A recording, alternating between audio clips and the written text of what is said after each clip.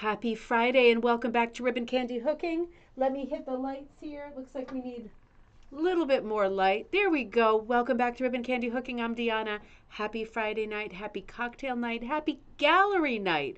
Our best day of the month, isn't it? When we celebrate each other's work, see what everybody's working on, see what everybody is up to.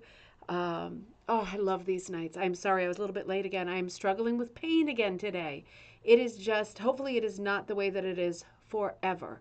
Trying to get my ducks in a row and I'm moving very slow, but I have saved my energy to make tonight great. Tonight is going to be great. God, what beautiful pieces I have to show you tonight. It really is, as usual, a stellar gallery night. Let me just say hello to all the buddies who are here. Let's see. All right, I'll say some quick hellos because we have a jam-packed episode, really jam-packed. Gayla, great to see you. Pamela, hello in Liberty, South Carolina, great to see you. Becky, great to see you. Good evening from Indiana. Glad to see you. I am. It's going pretty well. Pretty well. Today was quite a few steps backward for me with pain. Some of you might know I have this nerve thing going on that goes from my neck to my fingertips, and it feels like I'm licking my fingers and just touching an open socket like day and night. It's really something. But the thing that's really getting to me is not being able to sleep because it's all night. So while it's not intensely painful like it was for the first couple of weeks, it transitioned into something else now, and it's not very good. I started to get double vision today. I'm stopping, but it all makes me very, very nervous. I will check everything out again, but so far so good, and I have been really, truly looking forward to tonight. Kaz, happy gallery night. Greetings from Wisconsin.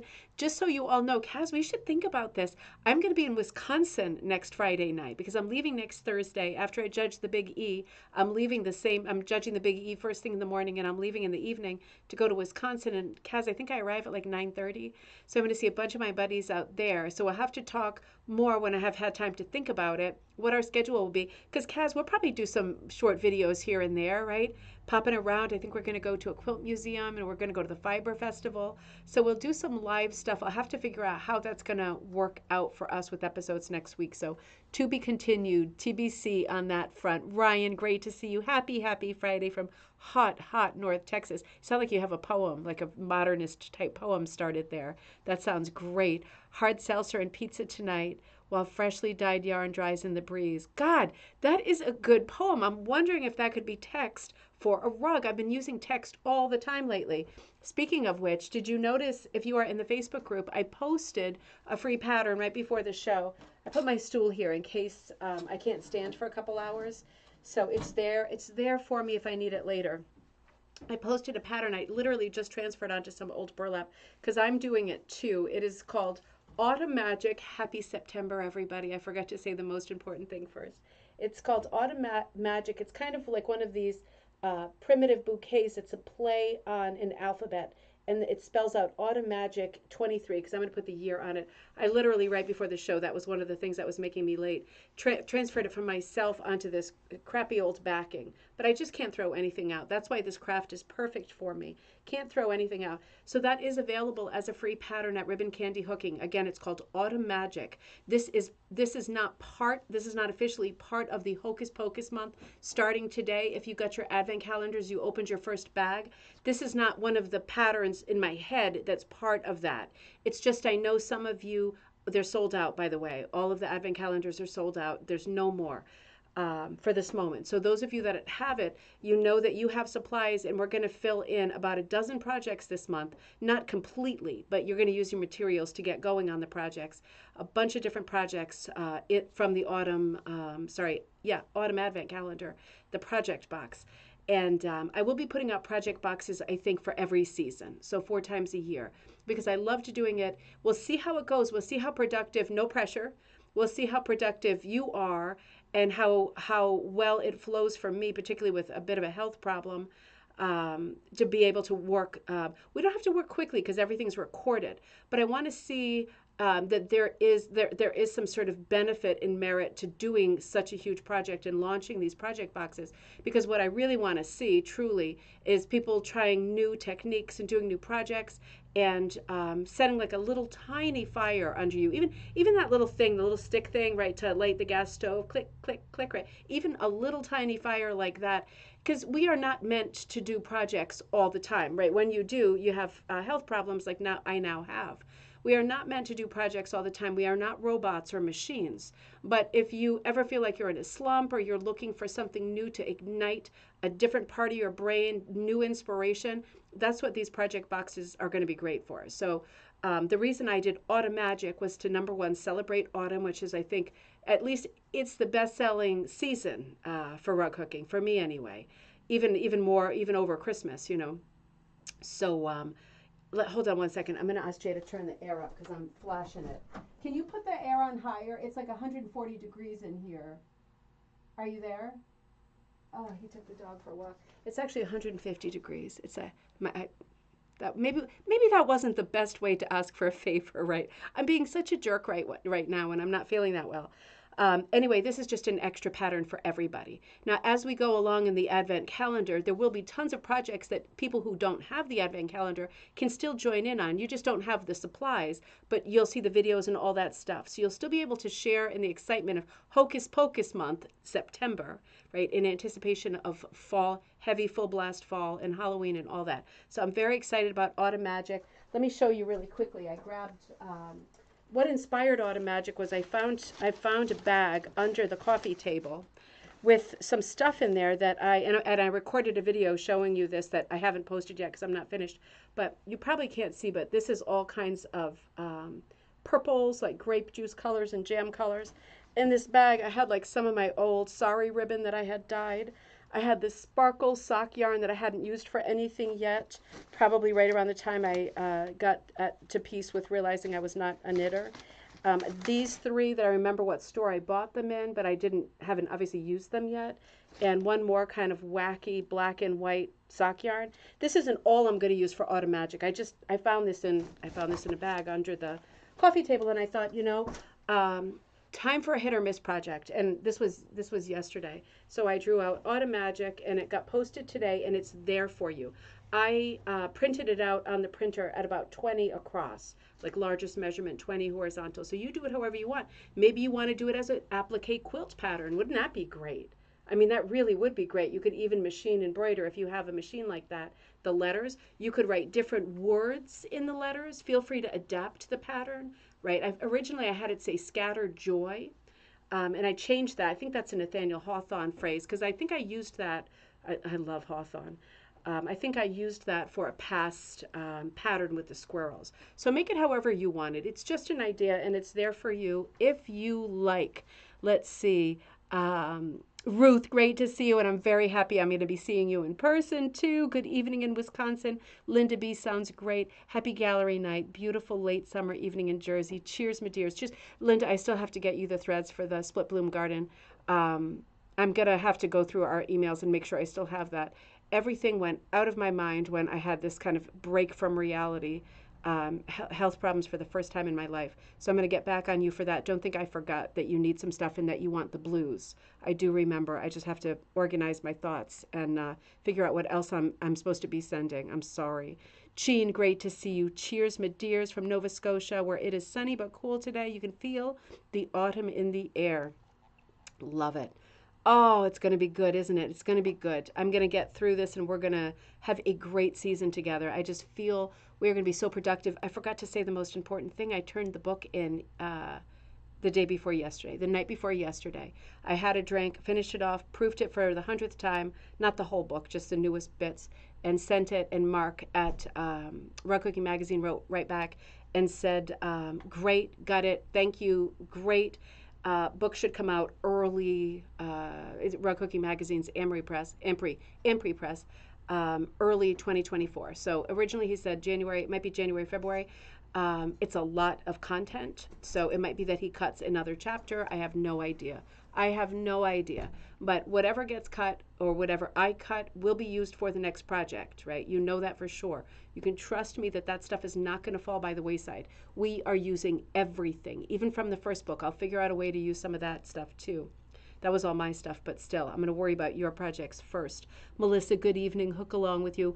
Oh, you're hooking along, and you just reminded me. I scheduled the hook along for Fluffy, which is a mini punch hook along. I'll be with you for about 2 hours on Sunday night, starting at 5 p.m. So be looking. I can only post the morning of for some reason. It's probably me, but I've never been able to post the day before. So be looking out on Sunday morning if you want to. If you want to join me for like a crash course in mini punch, I'll be filling in the Maud Lewis-esque watermelon, Fluffy Eats Watermelon at 5 p.m. Eastern Standard Time. I'll do as much as I can. I am worried about my hands for sure, so I'll do as much as I can before I can't go any further, and that'll be some good quality time together, at least a couple of hours this coming Sunday. April, great to see you. Happy cocktail night. Karen, good evening. Cheers, my dears. Robin, cheers, my dears in Wisconsin. Can't wait to see you.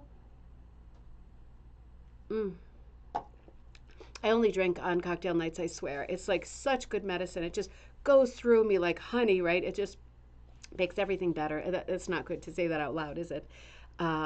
Priscilla, great to see you. Good evening in Ohio. Super great to see you. Linda H. in Massachusetts. Cheers, my dears. Judy Phillips, great to see you. Paula T. in Southern California, great to see you. Great to see all my buddies here. Marcia. Oh, Marcia, hi from beautiful evening in Cleveland, Ohio. Great to see you, Marcia. So glad that you're there. Kim, glad that you're there. Good morning in Australia. Cheers. Well, happy coffee time in Australia. Good to see you. I hope you got my message I sent you. Ryan Richards, great to see you. Ryan, I don't think I have anything in the show from you. Is that possible? Did I miss something that you sent? Because you are like busier than a moth in a sweater closet all the time. Tana, great to see you in Bermuda. A bit wet and windy as Hurricane Franklin just left and Idalia approaching as a tropical storm. Oh my gosh, I'm thinking of you. Keep us updated. I hope everything is weirdly calm. Sharon, great to see you from hot and sunny Vancouver having a raspberry bubbly. That sounds fantastic. Kirsten, happy Friday. I didn't expect to see you. Happy Friday. Vicky, happy Friday. Great to see you. Oh, Kathy, great to see you. Happy gallery night from New Hampshire. I am really looking forward to being there on September 28th. The rug show in New Hampshire runs 28, 29, and 30, right? But I will be there on the 28th, that first day, and I'm really looking forward to it. Another bit of news from New Hampshire. Trisha wrote and told me we were going back and forth. A different rug show in New Hampshire, right? The Pearl McGowan Guild, the fairy tale rugs, right? We'll be going into New Hampshire in November. So the fairy tale exhibit, she said, will be at the University of New Hampshire, November 10th and 11th. Well, I am definitely going to put that on the calendar. I will certainly be there. Holloway Commons, 75 Main Street, Durham, New Hampshire. I will put that on the calendar for us in our Facebook group, which is Rug Hooking and Punch Needle Club. I'll also put it in the Ribbon Candy Hooking website calendar. So I'd like to put as many things on as possible so we can find each other at these great events, right? Ryan, you opened your first Advent bag. Excellent. Cute and kooky yarn. To be continued. That's part of a much bigger scheme.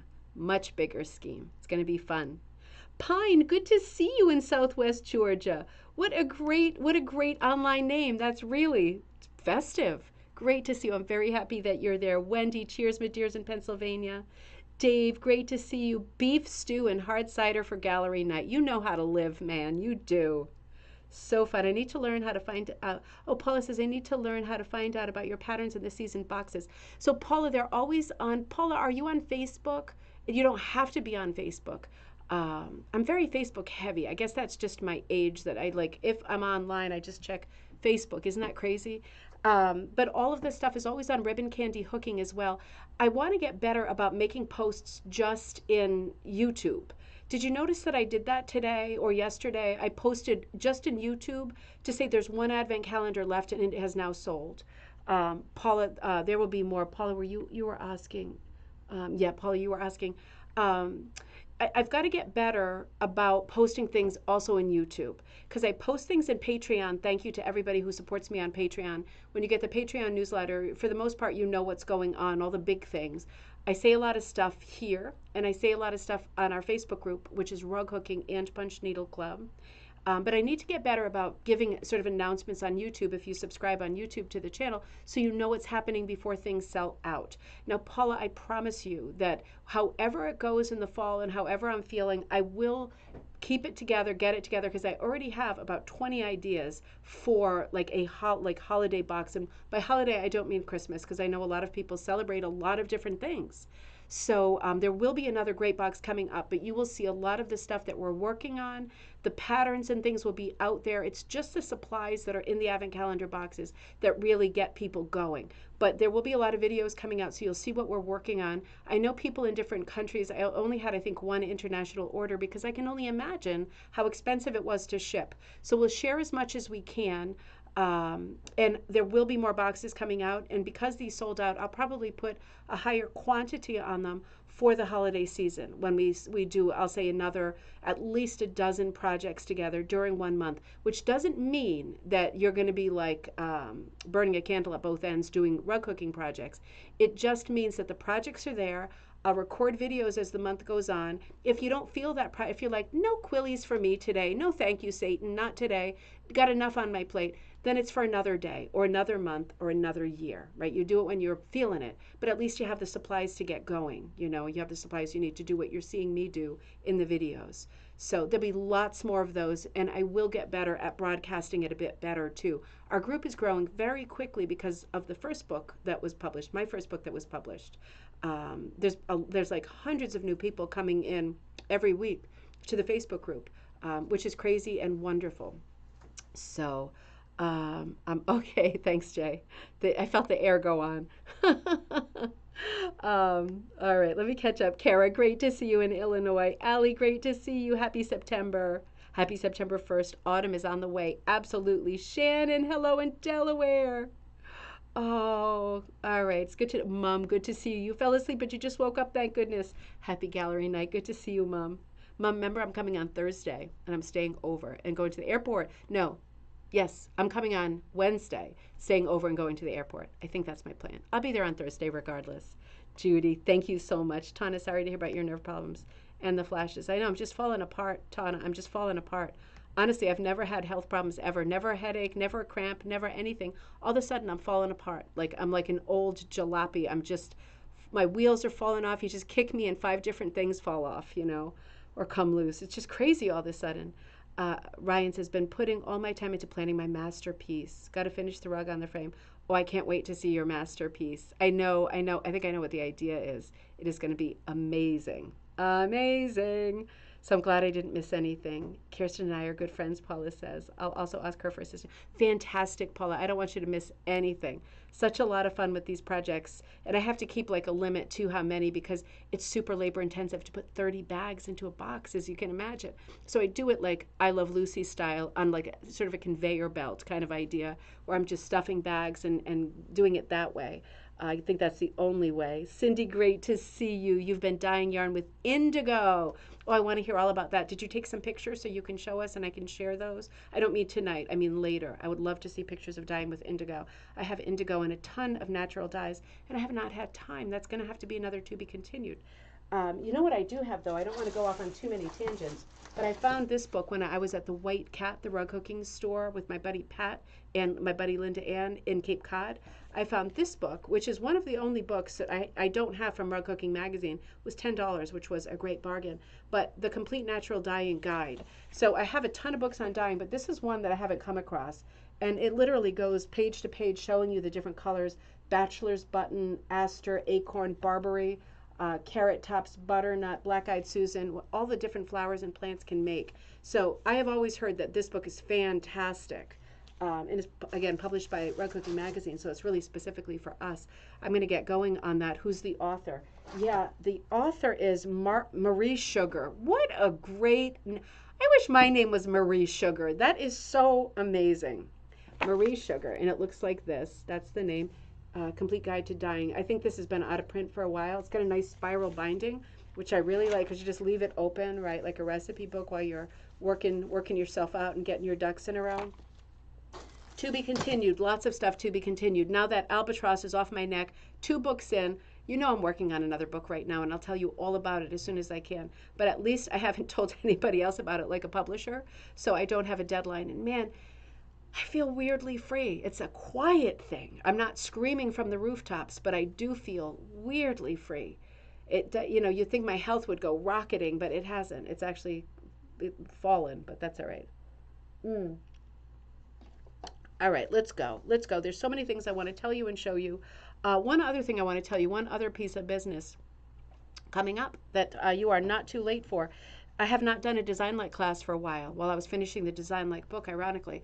So the class that I was supposed to do last month and I didn't do, right? Things started to fall apart rather quickly because I've not been well for like a month. Um, so sorry about that. But I got it back on track. The current Design Like class is the best one. I am not kidding. Who could it be? She's already done Van Gogh, Matisse, Monet, right?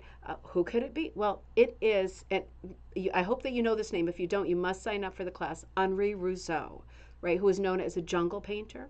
What is great about him is he is a naive painter, meaning he was never trained, never took a class, figured it out, right? So his style is very folk art style, right? He's considered the first folk artist of like important repute, right, and critical acclaim, right? The first really fine artist without any training who got to that level of like all of the other artists, right, in the hornet's nests of displaying your work at the salons in Paris, right? So that he's the first one who did it. He broke through all of these barriers, and of course, because he was a folk artist, his work is very transferable to rug making in general, right? Because it is very simple, right? It's very primitive. So if you like prim, you're going to love Henri Rousseau. And as I've been researching him, I have been finding out the most extraordinary things. Let me share a couple things with you. Oops, wrong window. Simple Simon, go away. That was so creepy. Let me share a couple things with you. I think this is just interesting, sort of teaser, right? Because I hope you do sign up for the class. It is a wonderful class, and this class actually um, material that you print out before, right? Because I want to get, there's a few exercises that I think it'll be helpful for you to have papers in front of you. So I'll get those to you over the weekend. I did a ton of drawings for this class that are yours, right? Some classes we don't need it because we work differently. This class, I feel that we need it. Because this class more than any, I think, is truly for beginners who don't draw, because he was a beginner, right, who didn't draw, and he figured it out, and he figured it out with tricks, right, like stencils and things like that, and very Edward Sansfrost style. So I'm going to be sending you stuff, but this class also comes with a free pattern that I'll send to you that's gridded that you can use. It's a kind of a witch pattern, but I was trying to draw a figure in the style of Henri Rousseau as I was reading and thinking about the principles that I was writing down to put into the presentation to share, to teach. And as I was kind of ruminating about the principles, I started working on a composition, and I put it up on the Facebook group. I'll have to flesh it out and show it to you. But I'm going to be working on that too, because I think it's a great design. A simple witch character, very out of place, very lumpy against a background like a paper doll that she doesn't really fit into. She's just applied to the front because that's how he worked, right? Very naive. And sprouting up under her feet are some plants that are weirdly jungly and out of place. So the interesting thing about him that I want to share before we get going with our gallery night, because he didn't take any classes, right? This is just interesting. Let me have a sip of wine. I'm going to get myself all excited. See, I'm feeling better already. Because he didn't have any classes, he didn't have any models, right? So he had to figure out what to do. He didn't have any models. So what he did have was, like, he was a Victorian, right? Because he was born within the same like 4 years as like Monet, Cezanne, right? He was right at that timeline. So what he did have as a Victorian was tons of cabinet cards. You know, cabinet cards that people would have taken of themselves in a local studio in the US as well. And you would give them to people that you knew and your friends. They were basically like postcards of you, right? Early days of photography, they always had painted sets in the background. So while he didn't have models, and he painted a lot of stuff like this. This is a child with a doll. He loved children. He really celebrated children. I think he had like 8 children, but only 2 survived infancy. Very, very sad on that front. But he loved children, and he always revered them as adults. So they always almost have a weird adult face. But like you can see in this painting of Rousseau, Child with Doll, the child is not sitting on anything, right? It's like paint the character and then kind of whatever background you want, right? Because they don't have a relationship to each other. But where did he get a picture of a child? Well, probably from like cabinet cards like these with children holding dolls. He probably saw them, had them, and thought, here we go. This isn't, I just picked a random cabinet card, but I bet you anything. He had a cabinet card that he used for inspiration for that. He was a bit of a fibber too, or at least like a tall tale teller. I just love this part of him because I mean, I'm going to say fibber, right? Because lie is the wrong word. There's so many kinds of lies, from like white lies to bold-faced lies to little fibs, in tall tales, right? There's all manner of tales that one can tell, and his were very benign. And one of the tales that he told was that while he was in the army, he served in Mexico, and it was in Mexico that he encountered the jungle, and he did a lot of painting and sketching directly from the jungle. But it's known, like particularly now with technology and records and everything else, he never left France. So that never happened.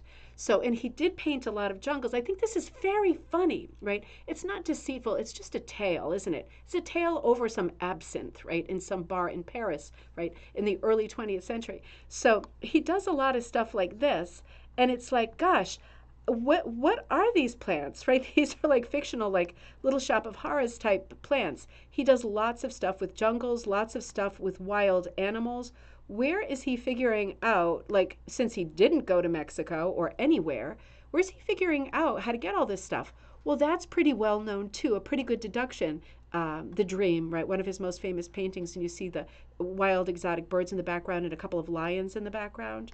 Well, he got it at the zoo, right? He got it at the zoo and the Jardin des Plantes, which is like this massive institution in the center of Paris with tons of exotic plants. And at that time, they had a menagerie, meaning a zoo, right?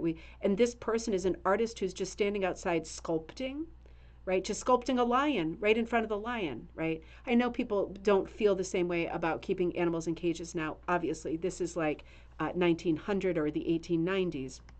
But this is where all of his information about plants comes from. This is Jardin des Plantes as well. So you see how crazy, this is from 1880, this photograph, how crazy these exotic plants are.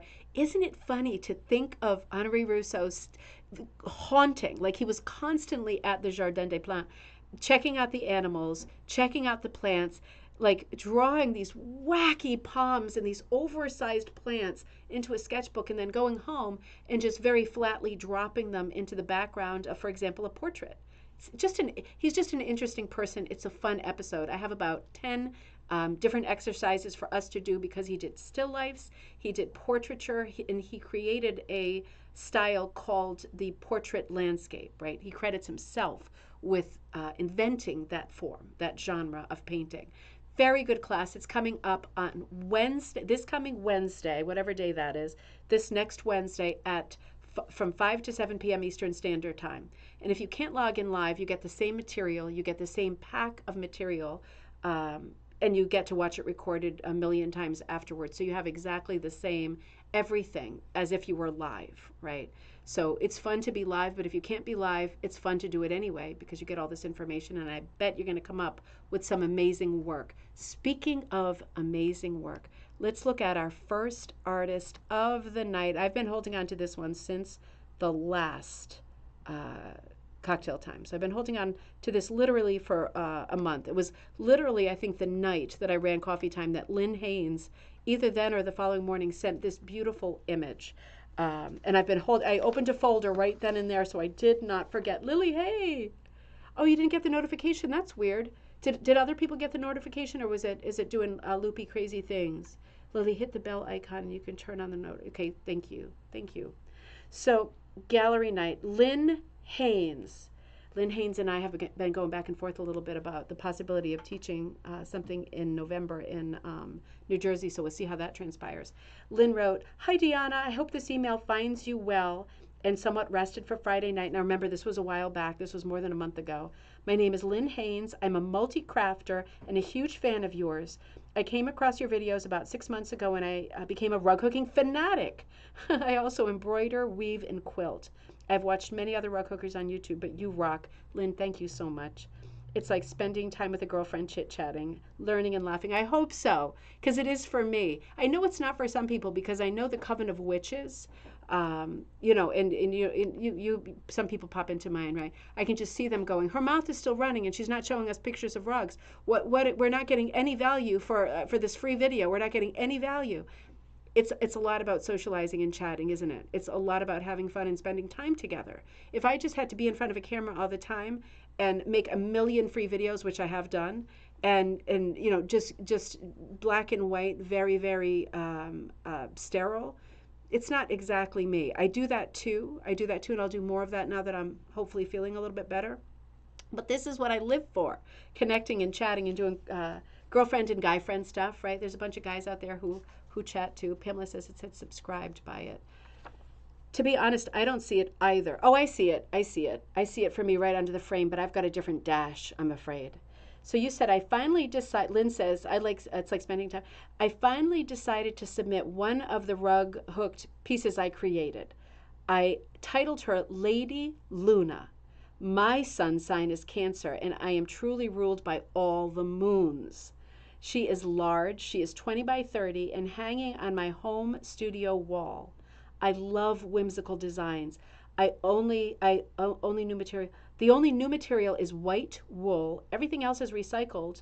My twin daughter's blue jeans, various yarns, sari silk, and wool strips. I drew the pattern myself and one day plan to sell it as a kit. You absolutely should, Lynn. It's absolutely, no pun intended, stellar. I mean, it is absolutely beautiful. I really, honest to God, am in love with this pattern.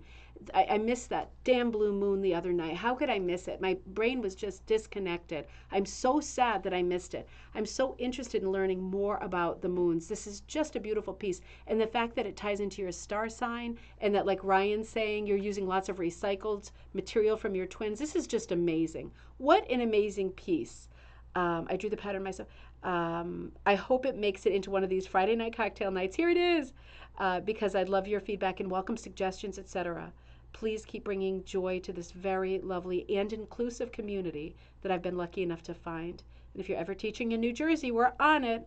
I forgot to mention I purchased your book. Kudos to you. Lynn, thank you so much for the sweet message. It is a great design. Oh, Chrissy, good to see you, my love. I didn't see you there. Good to see you. It is a beautiful design. I have no criticisms at all here. I love the balance of the 3 circles on the left and the 3 stars on the right. I love that. See, I don't know anything about the moon yet. I need to take a class. Waning moon, ebbing moon, is that what it's called? Something like that. I love the wild hit or miss background. There seems to be, it's probably just the way that you hooked, because I know you're hooking with a lot of your twins' blue jeans.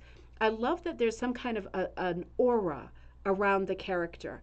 I love that it's a silhouette. That makes a lot of sense to me. Particularly in a night pattern or a dark pattern like this, I think it makes a lot of sense to work in silhouette because you have that great contrast between skin tone and background. The background has this lighter blue aura. It's almost like a little bit of an oil slick. It's exciting. It draws you in. It creates almost a triangle shape behind the figure. I love the primitive nature of the figure. I love the rosy cheek. There is a facial expression there. It's so, and I know when you do stuff like this, and I know it's 20 by 30, so it's not a tiny piece, it's always a bit of a mixed bag how your face is going to come out. You know what I mean? For everybody, right? The eyes, everything. One loop can really change the expression. You have done an absolutely perfect job. I love the silhouette. I love the face. It's just enough information, right? She looks meditative. She looks thoughtful. It's a little bit magical. It's really, really well done. The color is fantastic. The background is fantastic. I love the circles of color. I love the dress. I love the way that the sleeve is the same color as the hat. I love the stripies going down. I can see you used at least 1, 2, 3, 4 different materials. It's a very exciting piece. It is a truly beautiful piece. I would love to see you, easy for me to say, right, Lynn? I would love to see you do a whole series like this because I know your sign is Cancer. I would love to see you do a whole series like this. I would love to see you do it. I would love to see them selling. I think this would be really, really appealing. Catherine, love everything about this. You're getting such good feedback because it's a great piece. And it sounds like you are not a beginner to crafts, but a beginner to rug making. And you hit it out of the park, Lynn. It's absolutely beautiful. Super well done. Ryan, and you know how I feel about your work. It is so pop art.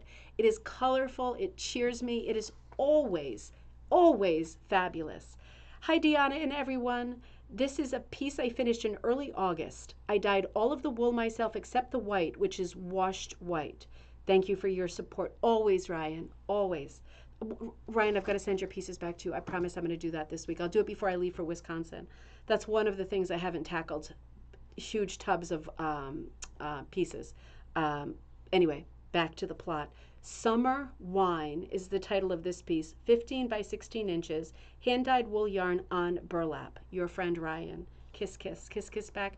I absolutely love this. You know, your piece is just really, they're just so nostalgic for me, right? Because this is the kind of art that I remember seeing when I was growing up. It has that 80s feel to me, and that is a huge compliment because it's an elusive look. It's not just color, it's content, right? You're always making composites of cheery images, like different kinds of flowers. You've got the rainbow, you've got the strawberry. It brings up such happy memories. It brings up, for me, memories of my childhood because that was the 80s, the 70s and 80s.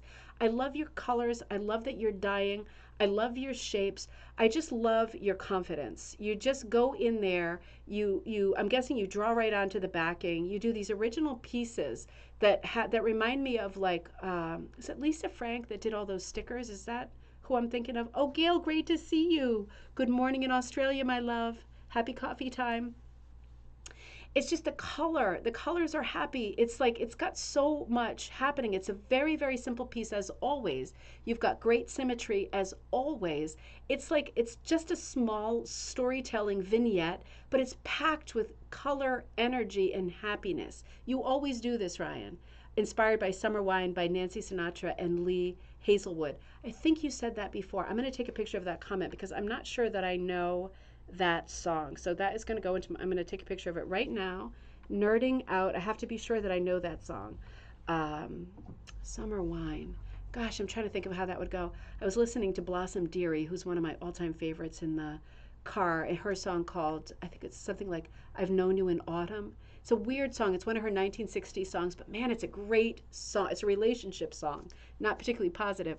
But yeah, there's so many great songs out there for the different seasons, right? It's so fun to latch on. Goretti, great to see you. Oh, it is great so far. Ryan, this is another beautiful piece. You have such a distinctive style. I hope you never stop, right? I hope you never stop. I hope you just keep going with your different designs, with being you, with working the way that you do. It's so distinctive. I know that this is yours without even looking at it, and that is a really great compliment, right? Because for me, you wouldn't know it was my piece if you looked at my piece. There's no way that you would know because I'm all over the place. But with you, you have such a distinct style. I'm really, really excited for you and what you're doing. Great job, Ryan. Linda Schultes Hoffman sent in a very exciting piece. So glad to have you back. I just finished hooking this vintage pattern printed on burlap. It measures 33¼ by 22, and it's called Polly. Understandably, Polly the parrot, it looks like. Number 6. Polly number 6. There's more than one Polly. I can't make out the maker name. Oh, it's Virginia Snow, for sure. So Virginia Snow was a lot like Aunt Lydia. It was like one of those kind of post-Depression era, late 1930s, 1940s. I think this is one of the companies that was absorbed by American Thread. I'm not sure. But all of these smaller companies, I think Aunt Lydia is still hanging on. But at least I think she was bought, but I think she maintains, the company maintains that name.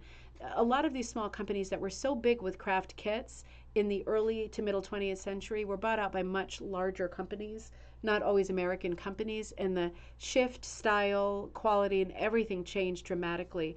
90% sure that Virginia Snow was one of those, but beautiful patterns, very much of its time, really hanging on to the sort of paint by number.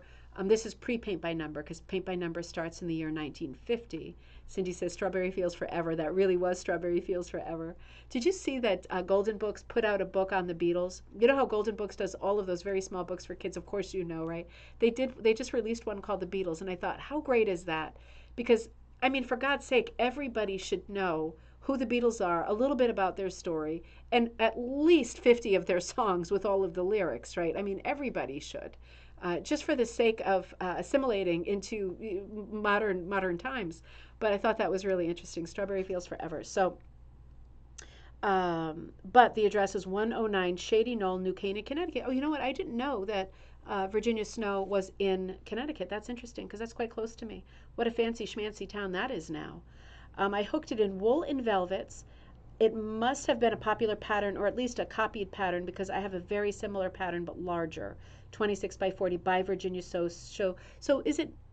I think it is. I think on the bottom I see Virginia Snow Studios, Elgin, Illinois. So I'm wondering if because you have another Virginia Snow and it's from Illinois, I'm wondering if she'd already been bought. She wasn't a real person, of course, right? She was an office full of men. I'm pretty sure. Right? I read up on this a while ago. Oh, Judy, great to see you. Need to learn a lot. A piece of pen so close to the edge of the fabric. Okay, so no, Judy, that's. Oh, Joy, good to see you too. No, Judy, that's a very valid point. Let me finish out this train of thought. I'm railroading myself because of my stupidity. So I think probably what happened was the change of location is because of the change of manufacturer, because of the change of ownership of the brand.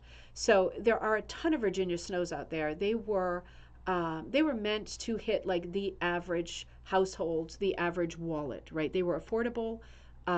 They were at Walgreens, at Walmart, at not Walmart, but you know what I mean, Ben Franklin, that kind of thing.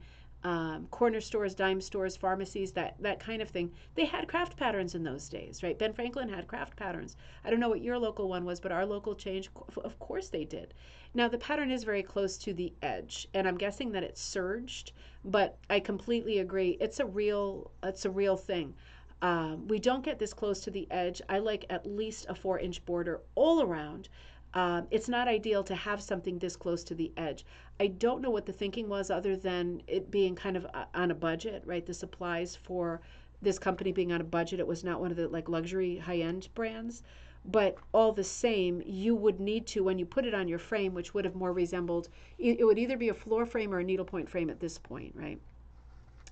Or you would be putting thumbtacks in it. But I think that you would have to stretch it by weaving like the pantyhose through the sides and around the edges. Judy, it would be a huge problem for any rug hooker, right, of any level. It'd be a huge problem. You would have to sew onto it to be able to get it to the sides, or you would have to stretch like pantyhose through it and stretch it horizontally so you could hook right up to the edges of that oval. It's extremely inconvenient and a huge problem. We still have a local Ben Franklin that carries craft patterns and supplies. Judy, that's fantastic. There's one on Cape Cod too in Chatham. It's right on the main street, and they do have a whole.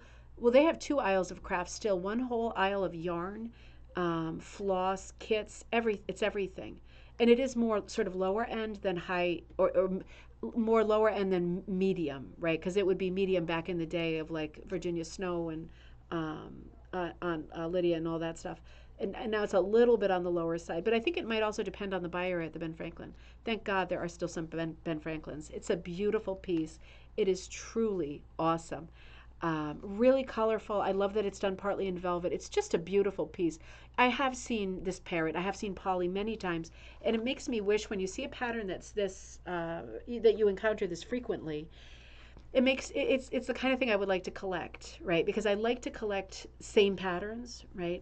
And it's hard to find the same pattern twice in this big rug hooking world and all of the small companies that have folded over the years. But Polly has been there. Polly has hung on. And it kind of makes me wish that every time I saw a Polly rug, I would have picked it up to have a whole wall of Pollys, right? Asking for crackers. It's just a cool pattern. It's beautifully done. Linda, as usual, you killed it. It's just absolutely beautiful. It just like what I said to Ryan, your colors are very distinctive. I love your bright colors. I love how you're also a very confident maker. I love how you go for the colors that you like, the colors that make sense. You have a spontaneity about your work, and you have a color palette that you gravitate to, and I think those are 2 really important things for you to be able to work fast and create such high quality successful pieces every time you pick something up. It's absolutely beautiful. I'd be curious to know how you combated the problem of not having any edging to wrap around a frame to hook the edges of that oval, because it's not wonky. It looks perfect, right? So you didn't chop it off, but that must have been a bit of a thing. Super fun, bright colors, like Ryan says. Great job, Linda. Some close-ups here. It's always nice to introduce something like velvet, whether it's like silk velvet, cotton velvet, which is called velveteen, or the stretch velvet, the synthetic from the velvet hook or from whoever. It's fun to incorporate a different material, particularly velvet, because it has that very high luster, doesn't it? Has a little bit of a sparkle to it. It's beautiful, Linda. Joyce, you sent in some beautiful work too. Finally finished Alita Acres up the lane to autumn, and send rug. Send rug is another mystery kit from, oh, the second rug. Okay, so this is the Alita Acres. Now, if you don't know Alita Acres, her designs are owned by Cushing, right? It's Cushing in Maine. And Alita Acres does, you see the you see the path in the middle. This is absolutely beautiful, beautiful autumn colors. I love Alita Acres' work. She is a contemporary artist. She does a lot of 1920s era reminiscent illustration, and she does a lot of painting. And her images were bought by Cushing or licensed by Cushing, and gutsy colors. That's perfect way to put it, Dave. Super gutsy colors. By Cushing, and they almost always include a very heavy seasonal feel, whether typically fall or winter. Although there are some spring ones, there are some. You see a lot of Halloweeny and fall stuff, and you see a lot of winter stuff, and you almost always see the storybook cottage, right? The Hollywood storybook cottage of the 1920s. It really harkens back to art and illustration from the 1920s. So Alita Acres, if you see a lot of storybook stuff in rug cooking, it's going to be Alita Acres. This composition, we're seeing this beautiful central path that heads to this Z gate. You see the Z on the back of it, right? This gate, beautifully framed on the sides by a variety of autumn trees in different colors. We're still seeing some flowers, right? So we're getting the sense that it's like early in autumn, late summer, so like holding on a little bit. And just beyond the gate, you're seeing the rooftop at the crest of the hill, this beautiful storybook cottage, right? Absolutely idyllic, beautiful scene. Lots of interest. I love this too, Jean. It's so pretty. It's a great design. It's full of texture. Let me stretch it up a little bit so you can see it a little bit better. I don't know if I think I only have this one image. Yep, I was going to say, let's see if the quality of the photo is high enough that we can stretch it. It looks like it's hooked. Okay, so it looks like it's hooked in a, oh, lots of cuts. At first I saw the yarn and I thought it was a 3. It looks like it's hooked in a lot of yarn. Also, I'm seeing a lot of number 3. I'm seeing some wider cuts, what looks more like a 7 on the sides a little bit. So we're seeing some very sort of softly or loosely spun wool in the sky, as well as more structured wool, right? We're seeing a variety of wools and a variety of cuts within the wool strips as well. Absolutely beautiful. Let me scroll down.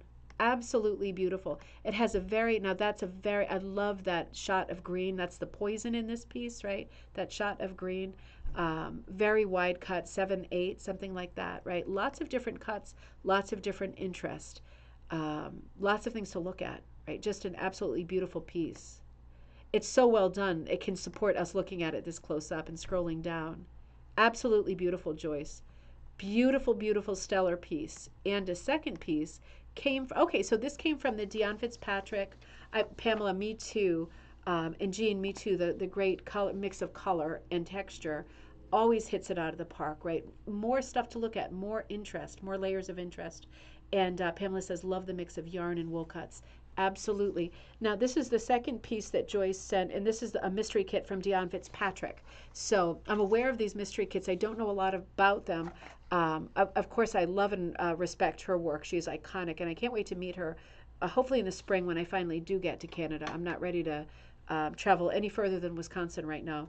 I'm not ready to do any kind of trip where I'm not getting picked up at the airport like a baby and driven to someone's house, Kaz. That's all I can handle right now in the state that I'm in, but I'm hoping in the spring to take a trip up there.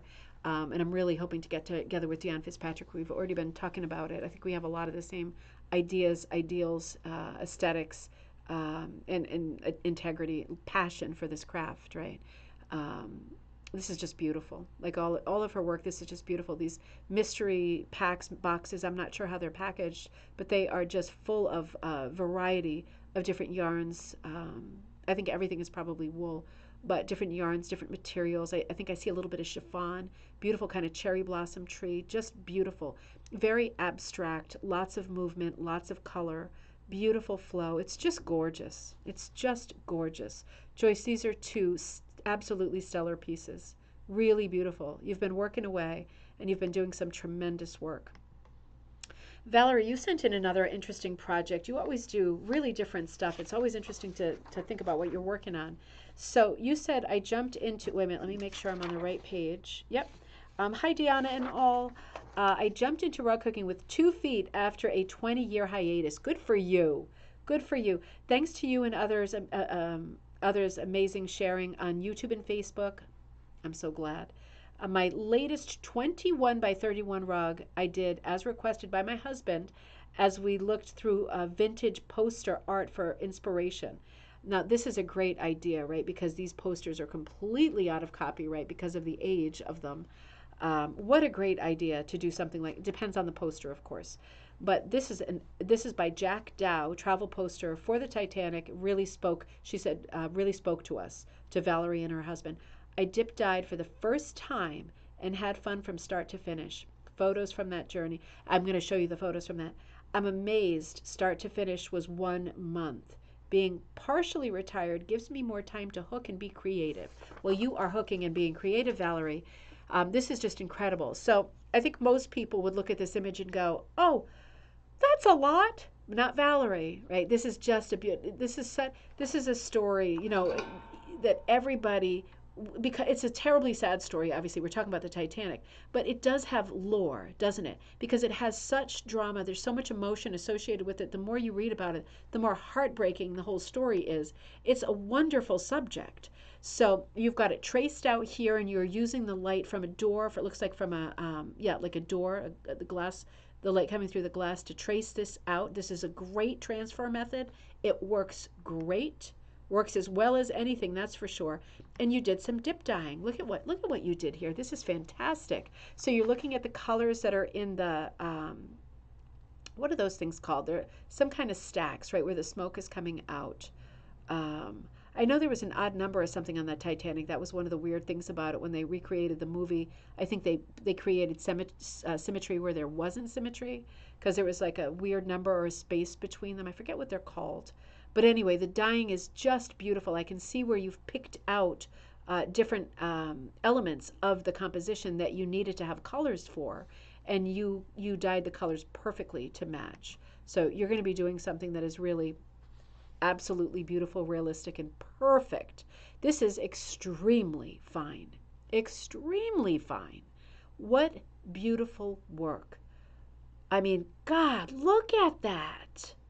That is just crazy. Your text is excellent too. You were not intimidated by doing 3 different kinds of text, right? And lots of detail. Those little pin pricks right on the side of the boat are like little portholes. It's a lot, this. And with a composition like this, right, the illustration would have been painted at lots of detail, using rulers, using tools, using everything. Jack Dow, who did the original illustration, would have had a table full of tools in front of him. For us with fiber art, it's a bit tricky, isn't it? Because you do have to make decisions as you go along, right? As you hit different crossroads, you do need to make decisions about what I'm keeping and what I have to let go. Just because you can't include everything, right? You can't, just the nature of the craft. You have included, in my mind, the part that's like above, right? You're about to fill in the black part here, and we're going to see it finished. But all of that black and white that kind of picks out all of the different cabins in the body of the boat, right? The top part is beautifully done. The lines that you've chosen, the lines that you've chosen, the dark versus light is absolutely perfect balance, because it still reads as a white boat with all of these little windows and portholes and all these little different doors and details to it. Absolutely remarkable. Very funnels. Thank you, Dave. They are called funnels. That's just what I wanted. Thank you. I can sleep tonight. No, I can't. I never sleep. But I won't be awake because of the funnels, at least. Beautiful Union Jack up at the top too. I mean, it is just extraordinary. It's an extraordinary piece. I love the silhouette on the bottom right of the three people. Looks like three ladies at the shore. Very dark, right? Very, very of its time. This poster, very turn of the 20th century. Strong graphics, always some kind of silhouette showing up. Just really extraordinary. It is absolutely a masterpiece. It's so different, and it's just beautiful. Gosh, it's so fun to think about where inspiration comes from, isn't it? Because it hits you differently at different times, doesn't it? Let me just take one little sip of my drink. And sometimes you do things just so quickly that you don't have time to think about them. You know what I mean? Like my friend Rebecca of Storyteller Wool. Again, her book is coming out in October. We're going to have a big blowout for that. We were talking, and she said that she went into her backyard, and like she's got this massive backyard in Colorado, and she never goes into it because she's got little terriers, and it's too much, and there's lots of animals and birds that might go for the terriers, and she's always a bit worried about that. So she hasn't for years enjoyed being outside because of this vast yard and the dogs just getting away from her. So she said the other day she left this message and she was huffing and puffing like, Three Little Pigs style. Like she had just decided with her son to just do the backyard, just like this, like no thought, just let's do it right now.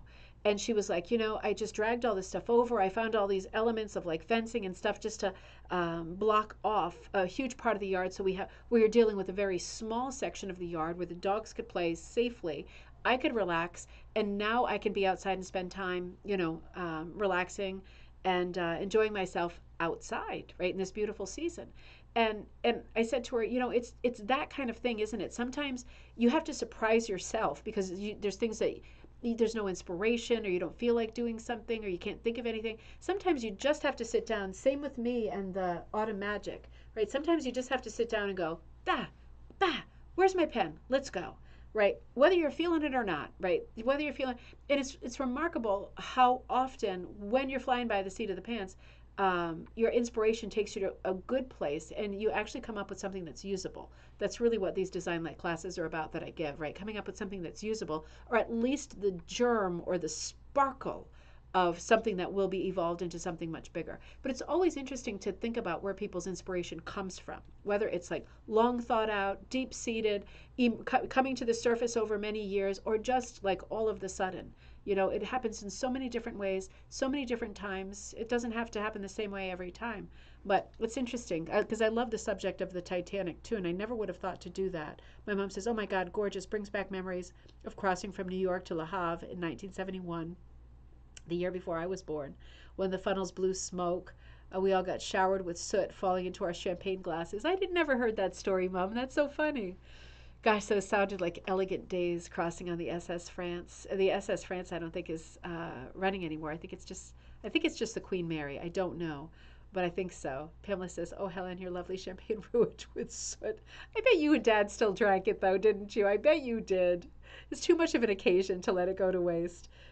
Such a great memory. No worries. We drank it. I knew it. I knew it.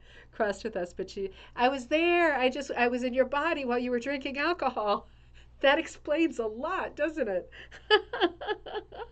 It was a gorgeous ship, I bet. Oh, how fun. Inspiration comes from everywhere, doesn't it? It really does. All right, so let's go on. That was Valerie. Those are just amazing. Goretti, Mike did some more great work. Inspiration comes from everywhere. I'm getting a real sense of his personality, too. Here is Mike's latest. This is his own design of his Indian motorcycles. Now, I know nothing about motorcycles, but I do know that Indian motorcycles are a big deal. There's a tavern that I go to with my sister in Connecticut. I don't know what town it is, but it's after we go to the Elephant's Trunk Flea Market, and there's a big case with a big Indian motorcycle in it. And I have to say, I'm not a motorcycle person because I'm a scaredy cat and also an indoor cat. But this thing is beautiful, and I can see why people love them, collect them, restore them, revere them, because they are beautiful bikes. This piece is 38 by 53, a true labor of love. Thanks always for your words of encouragement. Great to have you back. Thank you, Goretti. Tell Mike another amazing piece.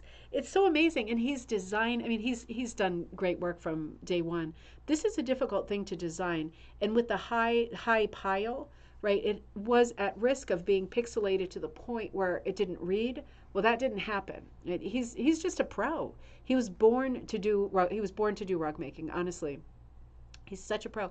It's such a different subject for me that I can just look at it and say I can tell exactly what that is. That's the best that I can do from my angle. The colors are beautiful. I'm guessing that is the color of the bike.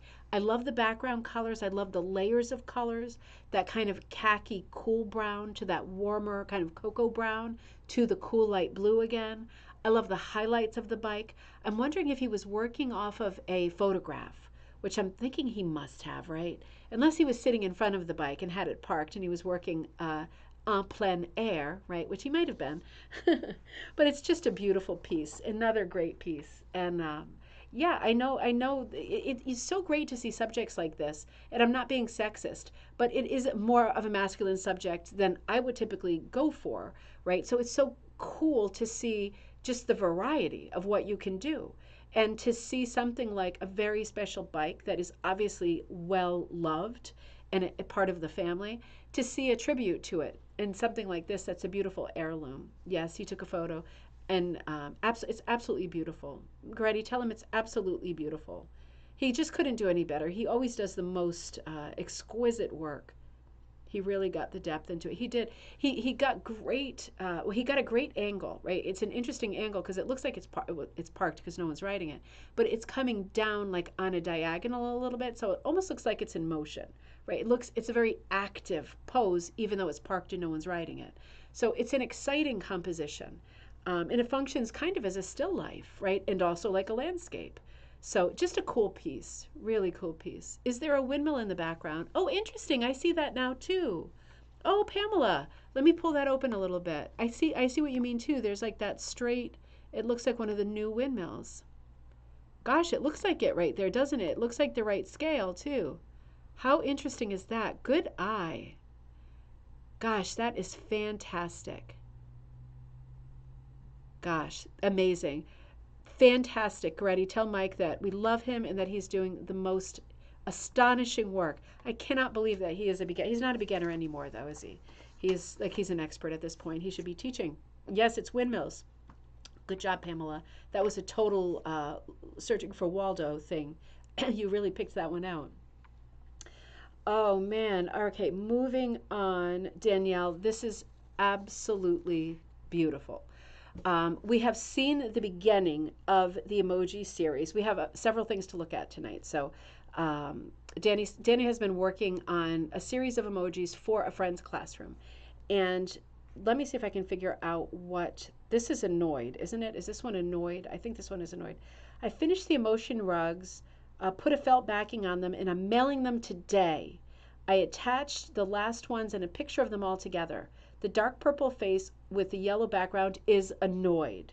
So this is another one that you got done. There's a couple that we hadn't seen yet. Now we're going to look at the whole spectrum of them. These are going to be great hanging in a classroom. I just love this project. I'm so anxious to hear what your friends said when they arrived, because these are an incredible gift. I'm pulling this open because I love the way that you work. You also work with the most amazing confidence.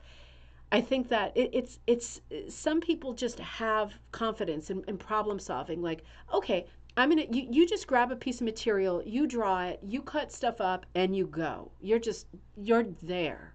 Other people agonize, and everybody has to work the way that they work. They have to honor the way that they are and work the way that they work. But I'll tell you, I think when you can be very confident and work the way that you do, you get into that vein of true folk art. And I say that every time I look at your pieces. I love the mixture of materials. It looks like you've got like a red and white tie-dye. I'm going to stretch it a little more around the border, which I love. And it looks like some kind of netting, right? That yellow background. I'm seeing like what looks like a lining material with the blue. I'm seeing all different materials. I know you work from clothing and t-shirts, and your work is always a great reminder that you can just get some backing fabric, you can get some burlap, you can get some clothing, you can cut stuff up, and you can go right to the heart of the craft and just start hooking stuff with what you have, right? That is the spirit of the thing. It's just another beautiful piece, Annoyed. And this one is Worried. I feel like we saw the beginning of this, but we didn't see the end of this. Another beautiful piece. I love the colors on this too. Each one of these is so different. I think we talked about this because you were saying, oh, he doesn't look worried. The face looked angry. And we talked about, I think collectively, we brainstormed the different suggestions for whether this character was looking worried or what. I think this is hair up on top, right? Like a little ponytail up on top. So cute. Look at the mix of colors around the side of the face. The eyes look worried now. You nailed it. You nailed it. I think this is the one that you were really struggling with. I love the green. I love the change of color on the whipping, right? You're whipping with fabric strips. That's very hard. You're killing it. I love the breakdown of the background too, just very simplistic. I love the edge too, Jean. Very simplistic lamb's tongues. You're infusing lots of color, right? You're just going for it. I absolutely, as usual, Danny, love it. Love it, love it, love it. Love looking at these materials. And oh, at the bottom left, all those little colors. Looks like something knit. All those little colors. It's just, this is my favorite way to work, right? In the real traditional way. I just love seeing what you use. I love picking out the different materials with my eyes. This is Ungrateful. I don't think we've seen Ungrateful. I don't think we have, because this looks new to me. Let me stretch out Ungrateful. It's funny the emotions that you chose, too. These are really good ones for kids. Ungrateful is not one that I would have thought of, but that's a really important one, because kids do have a tendency to be very self-centered and self-motivated. Of course, right? The world revolves around them because nothing else has interfered with that aesthetic yet. Love Ungrateful. His colors are great. Yeah, absolutely. And I love this orange one. I love the turquoise with the orange outline. And I love the orange material used to hook the rest of it. I love the satin border. It's super unexpected. It's like, if it's not satiny, it's definitely satiny material. Tana, it's such good fabric and texture. It is. It's so exciting. So exciting. All these little touches that you do. It's hard to do emojis. And you know why? Because doing stuff that's simple is hard. Right? Doing stuff with tons and tons and tons of detail, you whack away a little shadow here, a little shading here. I'm not saying it's easy. It's not easy. But it seems like you get more time, more chances, more space, more opportunities to infuse, to fix, to correct, to alter, to whatever, evolve.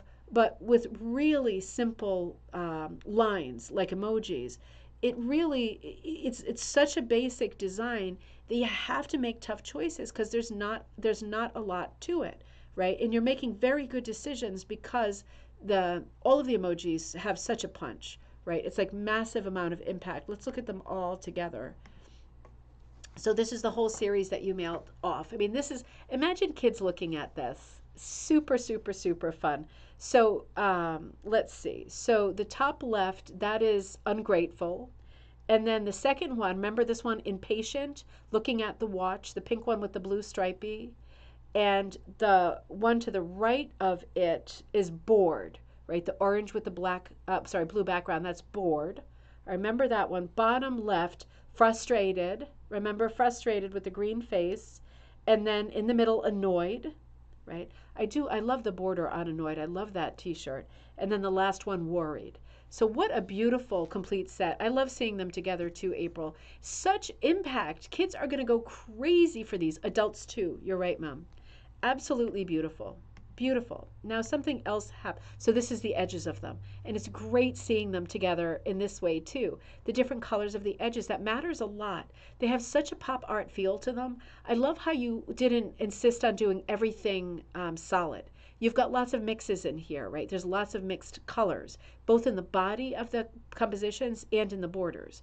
So it's good to have that mix up. It is pop art. It is a bit Andy Warhol in feel, right? More than, for example, Monet. But it's even more, right? There's even more variety. There's more color shift. For me, there's more interest, right? It's not super graphic. It's so textile-y and tactile. So it's the most tactile pop art I can think of. Absolutely beautiful. Tana says, great collection of faces and emotions. Great gift for a teacher's room. Absolutely. You know, there's so many of us have teachers in our lives. Things like this are just absolutely precious. Now get ready for some heartbreak. Um, so you said, oh, hold on. I'm sorry. I didn't read. Okay. I didn't finish reading. I've learned so much and gotten quicker as I go. I really appreciate everyone's kind. This is from Danny. I really appreciate everyone's kind words and encouragement. You all inspire me to think outside the box and try anything at least once. I don't know if I ever found an art form that perfectly intersects with all my interests. I hope you have now. I hope you. I was waiting for it until now. I hope you have now. It really suits you. It really suits you because if you think about it, the way that we work in this craft, it's like you are absolutely allowed to take chances. You are allowed to experiment. You are allowed to make mistakes. You are allowed to pull them out and keep going, right? You are allowed to do whatever your process is with this craft, and it's still going to work out. And when you're finished and you are at the other side of it and the project is done and you're looking at it and you're thinking of all of the things maybe that were challenges, struggles, heartbreaks, and more, at the end of the day, you can overcome all of these things on your time, right? You don't necessarily have to see it through tonight if you're not that kind of a person. You might have to put it away for 5 years, right? If you're that kind of a person. But it is a craft that is super, super flexible. And you can come back to it later and say, I can see exactly where I left off. I don't have to do any counting. I feel like I feel emotionally like I can do this again. It is a beautiful, beautiful thing to get into. And then I got a second message. I hope you're doing well and getting some rest. This is right around the time I was in agony, but thank you. I was getting rest, like a little too much, but sleeping all the time. A couple weeks ago, I left my rug on top of my dog's crate. Remember the two cute dogs from the last time? On top of my dog's crate, and he got to chewing. So I've been fixing that. Luckily, it was only a small portion of the rug. And Danny, I think this rug was like for like your partner's mom or something like that. Was that some? It was something like that, right? I feel like it was for a mom, and I feel like I was thinking that you wanted it to be perfect, and then this happened. Um, so hold on a bit. Still, luckily, it was only a small portion of the rug, but it was still heartbreaking to find. I'll attach a few photos of my mending process. Yeah. So let's look at that. And this is where confidence comes in because there's so many ways to mend, right? And my good buddy Judy Taylor has a whole Facebook page and book, Save That Rug, devoted to repairing rugs. But if you have the confidence to just look at it and go, okay, there's a lot of material missing, I'm going to need to replace it, then you do what Danny does and you just get going, right? So you get the help you get if you need it, and if you don't, we're going to look at some ideas of just going for it because it works. Just sewing it back together works. Jean, it is an excellent book. So this would not be good to find, right? This would be a stomach dropper for sure. And you are just sewing it back together. What it looks like, Danny, is that you're putting material behind it, which is what restorers do too. They just put more material behind it, diagonally stitch them together so they're attached, and then you rehook through 2 layers, right? In a nutshell, that works great. There's lots of kinds of fixing, but that works great. And I think it looks to me from these pictures like that's what you're doing there. So this was a large piece, right? And I know that it was a small piece that the dog had a party with, but it actually seems like like it was a big hole. And you have mended it beautifully. This is perfect, right? You're just going to hook through the 2 layers. You're hooking with a lot of t-shirt material and different material. You're never going to see this in a million years. It's not going to affect the integrity of the rug. I can see the patch behind the rug. You're not even going to know that it happened. And you know, I'm trying to make lemonade here, but you learned a great skill, right? You learned to fly by the seat of your pants and just figure out how to fix it. And you're fixing it here. And you can see the material she sewed to the back of it, right? Where the huge holes were. And yeah, hooking right through both layers. You're never going to be able to know that that ever happened. Yes, it's aggravating and it's heartbreaking. But now it's over, right? Isn't it nice when things like this are resolved? Look like you have this under control. Absolutely, Pamela. You absolutely nailed it. Danny, fantastic. That was an inspiration. Thank you for both the emojis, which we love, but also that walk through repairing the rug, because we love both of the dogs. I don't know which of the dogs it was, but I can picture both of their sweet faces. They are both sweethearts, and this is just what they do when they get the chance, right? So it was great that you fixed it, and that it worked out. And Jean says, I've had patched rugs on my floor for over 20 years. You're going about it the right way. Thank you, Jean. Absolutely, you're definitely going about it the right way. You just needed to add more material, right? You had a hole. You needed to get rid of the hole. There's not a hole anymore. There's different material there, and now you're good. It's just amazing. Great job. Great job. Mandy, you sent some beautiful work too. You wrote, "We've missed you. You have become almost a daily ritual with many of us, and we are so grateful and happy for your return." Mandy, thank you so much. Hopefully your symptoms will subside. Yeah, I hope so. I too have arthritis beginning in my non-dominant hand. Same for me. And there's absolutely no way I am stopping my favorite activities. That's the spirit. Let's hear it, right? On that note, I shall forward pictures of the last rug for gallery night and the present one for your perusal. Beautiful as always. This is a Scotty pattern. I think we saw you start this. It's even prettier than I thought because I remember seeing these embedded hearts and thinking, oh my word. Mandy, you love hooking with yarn and you do such a job of it. It is like, God, this is a good piece. I'm going to stretch it out a little bit. Let's see. Absolutely adorable. And I have to say, I am loving the rainbow border and where it says Tori in rainbow. Right? I am loving that. That has to be a color changing yarn because it seems to be changing at regular intervals. You know what I mean? You can almost see a pattern to the color change.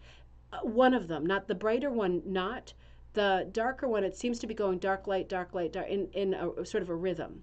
Absolutely beautiful. This is just a great, I think this is a vintage pattern, right?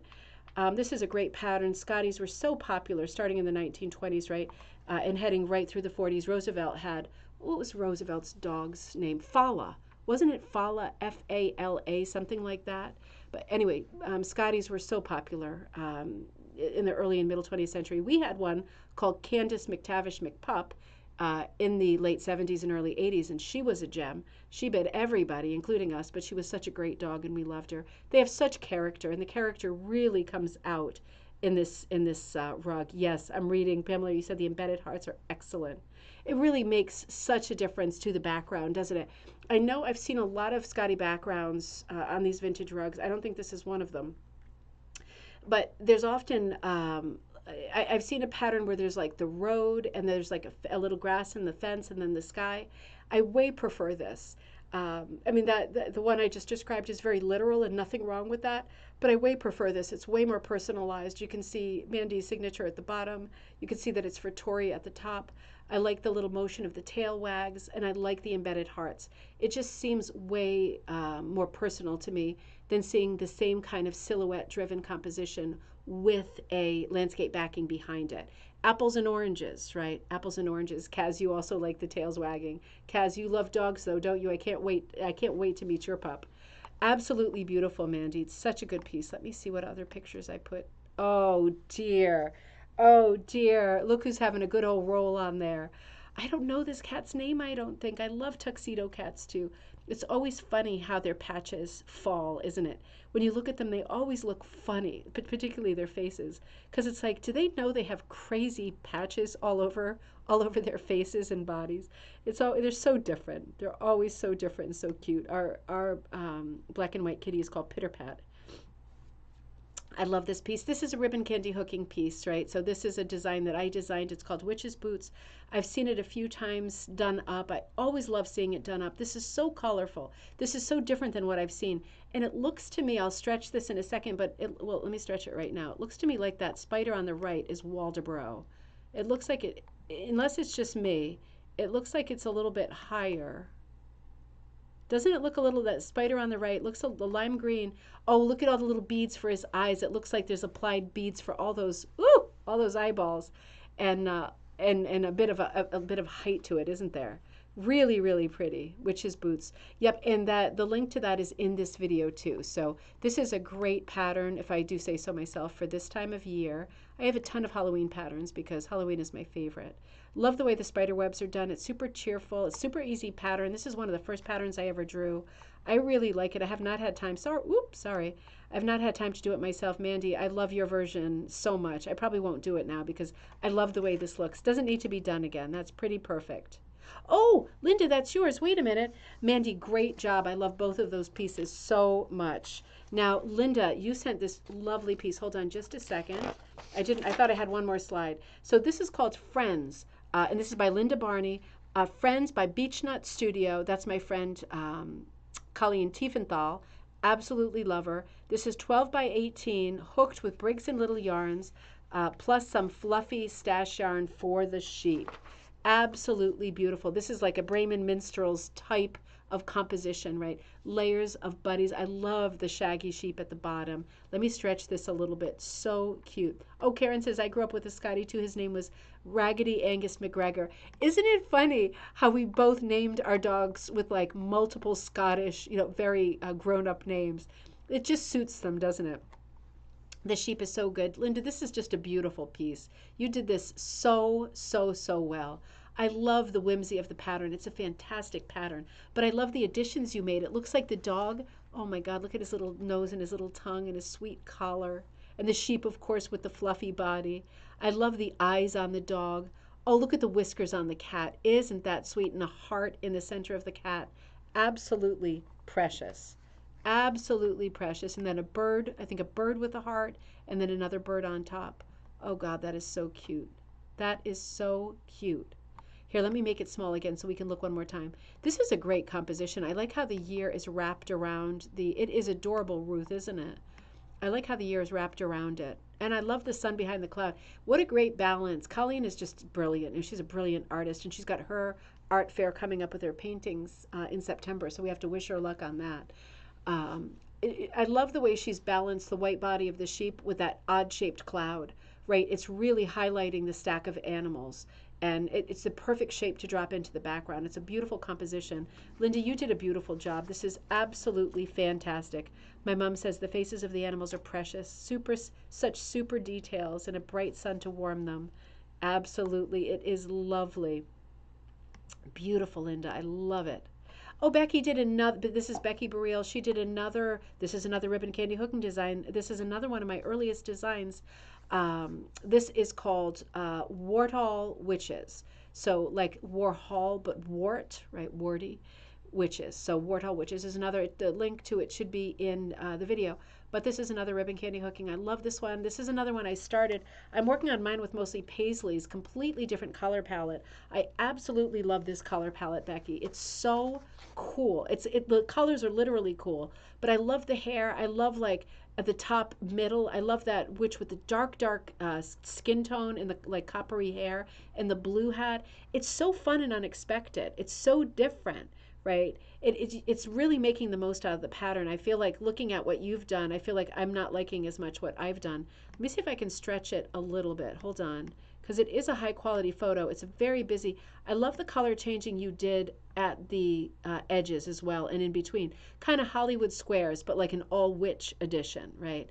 Lots of different colors, lots of color changing yarn. Looks like it's all done in yarn. It's oh, maybe not. Maybe there's a mix of yarn and wool strips.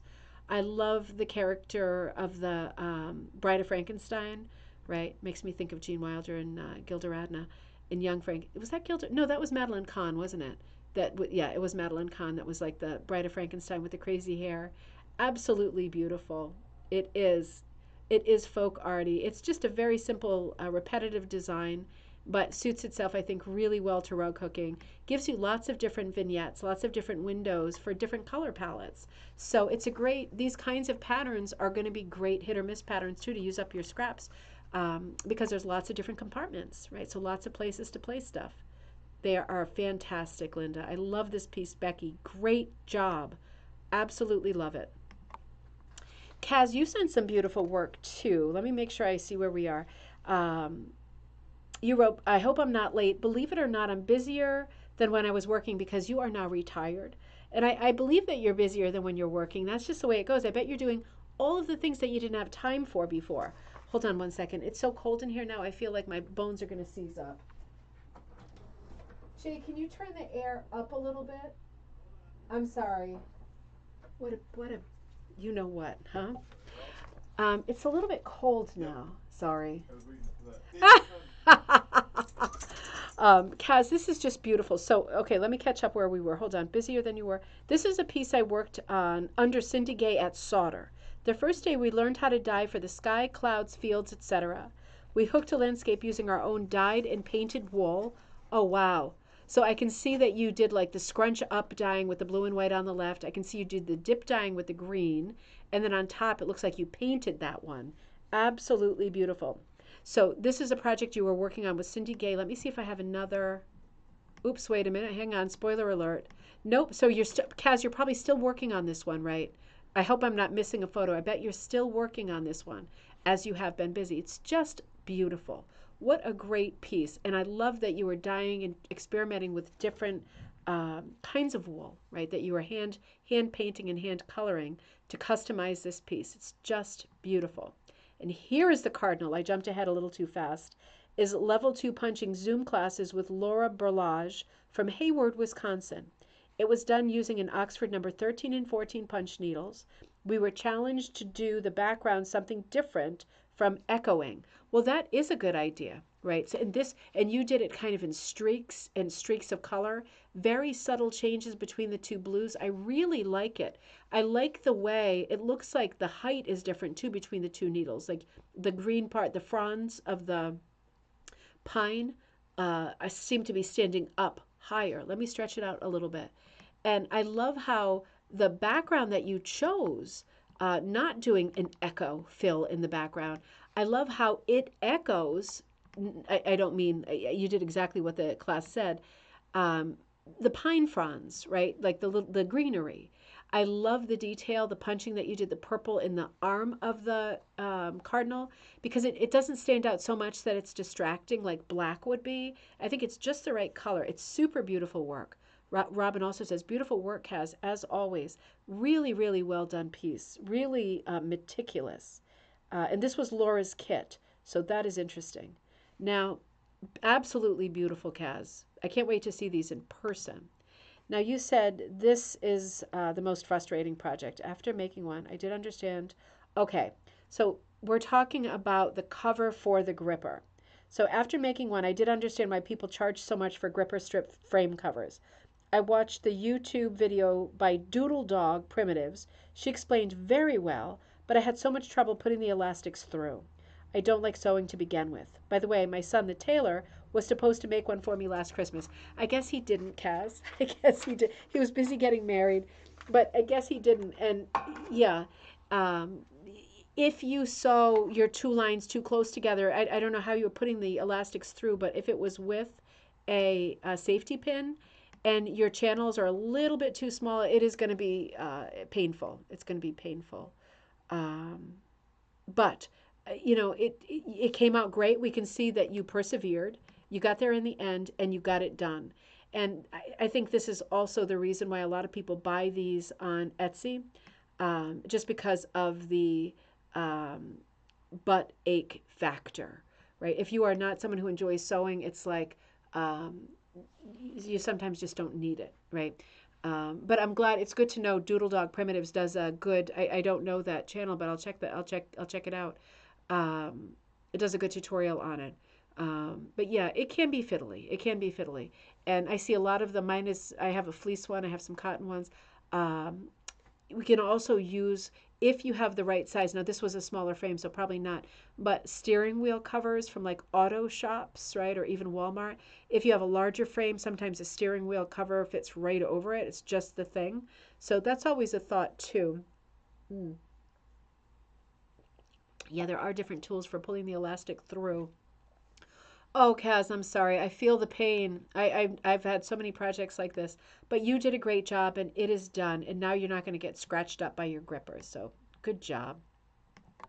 Ruth, you sent in a couple beautiful projects, I think, at least a couple. So Ruth, All the Wildflowers. So the name of this, I think, is All the Wildflowers by Dion Fitzpatrick. It is 17 by 7 on burlap. Beautiful. This is my second hook rug. It is so beautiful. We were just saying of Dion Fitzpatrick, very abstract, right? Pops of color. it's very impressionistic, or rather expressionistic, just color traveling through. It's all about placing the right amount of a color in the right place, isn't it? And I think with compositions that have this much color that are small like this, you have to be somewhat literal, at least in part of the composition. In other words, and I don't have any of her kits, so I don't know how she communicates this. But for example, in the ground, I love this piece. I love this piece. The amount of color is fantastic and fantastical, right? Lots of color. Lots of color. So it makes sense that with so much color in the ground, it's like the story is all of these flowers, right? That's the story. That's what you want to celebrate. Tons of color. So really, that you then have to have a sky that is all blues. Because can you imagine with this piece, if, which you do, and I love how you have the dark at the horizon because it really pops the ground, right? Again, the story is the main, the flowers are the main character. Imagine if in the sky you tried to do something with like a sunset and you had like purple and orange going on and pink. Imagine how confusing that would be. This is absolutely perfect. You added a few colors and put the tree in. Oh, I see the tree over on the left. That is nice. That is nice. It's so beautiful. This is like a delicious, like candy shop piece for me. If I saw this piece in a store, I would have to have it. I would have to have it because the colors are just delicious, right? It's so sweet and delicious. And it's also a quite serious piece. It's a fine art piece for sure. You've done it perfectly. It's done well. The dark horizon almost looks like hills or mountains. It does it. It could read as hills or mountains also. It doesn't necessarily have to be like a layer of sky. It could definitely be landscape. Such a beautiful piece. Such a beautiful piece. Lots of different materials. Let me stretch it open a little bit because I can see typical Dion Fitzpatrick style that there is a lot of beautiful material in there. Can you see the bottom right that there are some really roving type loose yarns in there? I can see some very structured, you're welcome, Ruth, you're always welcome. Some very structured, kind of a thinner cut, maybe a four, the little greens, right? Some greens. The structure making those little kind of square loops as opposed to those big kind of Q-tip tops of the softer yarns creates such a great contrast, right? Lots of texture, lots of color. Absolutely beautiful piece. Let's look at the next one. Beautiful. Okay, let me see if I can figure out which one this is. Um, the third, hold on. Okay, the third, I think this is the third hook drug. Harvest Moon by Dion Fitzpatrick on linen. Original size was 17 by 7, but I added an inch all around the rug to make it 19 by 9. Very good. To fit on a side table. I really enjoyed hooking and making these beautiful rugs. The punching wasn't my favorite at first, but I got better as time went on. Did you punch a lot of this? Did you punch some of it, Ruth, and then you flipped it over and hooked the rest? This is absolutely beautiful. Same thing. Lots of color in the foreground, blue sky reading very well. If, in a sky, if you have many colors of blue, it's still going to read as the sky, isn't it? In this case, it's very clear to me that all of the trees on the horizon are greenery, right? They are actually trees. Linda said it perfectly. Very cheerful designs. Really, really beautiful. I think Dion Fitzpatrick's real gift is in creating simple lines and then leaving it up to you. It's the opposite of paint by number, isn't it? Leaving it up to you to kind of plug in color and make decisions as you go. And you end up with such a unique piece that is very painterly, very artistic, and very creative. So these are my favorite. These are my favorite kinds of pieces, right? Where you see so much creativity, and you feel like the piece is truly unique. Really holds together well. It's just beautiful. Oh, so only the seagull was punched, and not. This is another gorgeous piece. I love it. Let's look at this seagull. Okay, he's punched. I see what you mean. Yeah, punching, it's like night and day, isn't it? It's completely different. But you do get used to it, and if you like it, you like it. If you don't, maybe you do it sometimes or you don't do it at all. You did a beautiful job. This is a great design. Let me see what you wrote about this. Prairie Road design on Etsy. I traced on monk's cloth. I used cotton yarn, and this is going to be a pillow. Fantastic. Yeah, this is a great composition for, I'm looking at it close up. This is a great composition for a mixture of yarns, and punching it is a good idea because with punching, you know how when you're punching, you're working from behind And sometimes your loops kind of overlap and they get in the way of the next one. And if you're looking for really straight lines and you're a beginner and you're looking for crisp contours, you don't always get them at the beginning. It's great to do this kind of a background that has this so much hit or miss action happening, because it really suits punch. You punched beautifully. You've got that perfect silhouette, the perfect contour on the seagull, the eye, the pupil, the beak, the wing, the lines in the wing. It's very, very, very good. It seems like you had absolutely no trouble. I'm loving the nubby, thick wools. I'm loving the cotton, right? The cotton has more of that pearly kind of finish to it. Let me make it smaller again so we can look. Oops, dang it. I just grabbed the wrong one. That's going to play us later. Having a feeling I'm not going to get to all tonight. And we're going to have to figure out when we're going to do our next installment. I'm already looking. It's just a bummer to look at the time, but we're used to this now. We run gallery night, I think, most Friday nights, or I think we will in the future, because we have so many buddies here now. And there's nothing better than looking at each other's work. There really isn't. This is just beautiful. I'm looking at all the nubby bits. And I like where you placed them too. They're very frothy, right? I know that this is like sky, but they have a very watery look to them. It could be where sky is meeting water. In the top right, I see some very thick nubby pieces on the far left on top, and then traveling back down to the bottom right, more big plump pieces coming up. Just love it. I just love the texture and the feel. It's got great motion. It's a very highly charged, energized piece, right? But it has a calm subject. So there's something about that juxtaposition, like the wild kind of windswept blues, windswept, sea-swept feel to it. Lots of energy, lots of motion. But it is a serene subject, right? It's a gull on a post. And it does have built into it quite a lot of drama. It's just a beautiful piece. You did really, really, really well, Ruth. All three pieces were incredible. Jill sent this piece to me. She's been working on this. Jill, you sent another email today. I didn't have time to get it into the show, but you were working on this. We went back and forth on this a little bit. This is a piece on, I think, monk's cloth. Obviously, a special piece for Vanessa. This is like a sports-driven piece, and it's going to be a pillow. And Jill sent a message and said, and I'm anxious to get all of your opinions as well on this subject. But she sent a message that said, this is going to be a pillow. I've had the problem with pillows before with dogs that the loops get pulled out. And she said, do you think it's a good idea to put glue on the back to prevent the loops from getting pulled out? This is going to be a gift. So my initial reaction was I never put glue. But I know that there is archival quality glue and a lot of people use it. And historically, people have used it. It can create a mess over time. You can end up not being able to pull loops out of a rug because the glue has like fossilized on the back, right? These are long-term problems. But the immediate problem is that the dog might destroy it, right? And Danny knows that story. So it becomes a question. It's like a seesaw of a question. It becomes a question of what is more immediate of a problem? Is it the glue doing something funky and science funky on the back 40 years from now? Or is the more immediate problem that when it gets given as a gift, the dog immediately gets on the couch and pulls some loops out?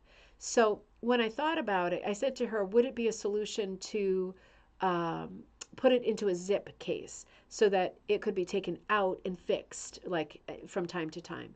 And she said the friend would rather not have a zip thing, rather just have it be a permanent thing. And I said, for myself, and you can all override me, right? Because I'm not an expert on this subject at all. On finishing, I'm not an expert in glue versus not. It's for me. I don't have strong feelings. But once I heard that, I said, you know what? I would just go ahead and put some glue on the back. Be careful about what you choose. Read the bottle. Make sure you're choosing something that is not going to damage fabric or discolor fabric or yellow anything up. But it sounded like the main problem was the dog destroying it. So tough crossroads, right? Crazy crossroads with tough questions. It's always making the best decision that you can with the information you have and with the tools that you have at hand, right? And so Jean says, I would make sure it's flexible fabric glue if you use it. I don't glue anything either. Maybe Aileen's. Yeah, that's a good tip. I didn't even think about that. But yeah, there is fabric glue that is flexible, and that would be the one to use. Jean, I wish I thought of that because I hope she didn't get the glue. That seems really obvious. I have a degree in textiles, right? And I didn't even think of that. But of course, you want something flexible. This is 100% cotton. It's monk's cloth, right? And it can stretch, and it will stretch. So that's a really good point. Dang it. I'm going to have to send her a message after the show. If anybody knows Jill Carrick, just write and say, in case you're about to glue it, return it and get the flexible glue if you didn't. Cindy says, my husband said flexible latex paint might work, rubberized paint. That's really smart, a light coat. Yeah, I mean, it's the same thing, isn't it? It just has pigment in it. It's the same product.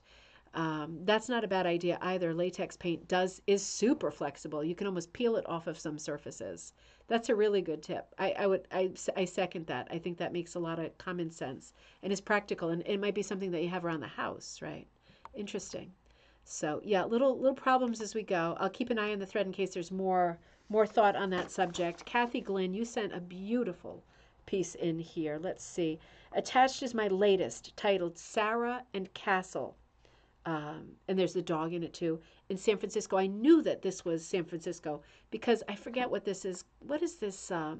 What is this big square called with all of the painted ladies? I forget the name of it. I haven't been to San Francisco in a while. Right in front of the painted ladies. There we go. Sarah and Castle. So the dog's name is Castle. All wool strips, either number 4 or number 8. My own design. Oh, my word, Kathy, this is so pretty. I immediately knew where it was, too. What a great subject. Talk about inspiration in different subjects tonight, right?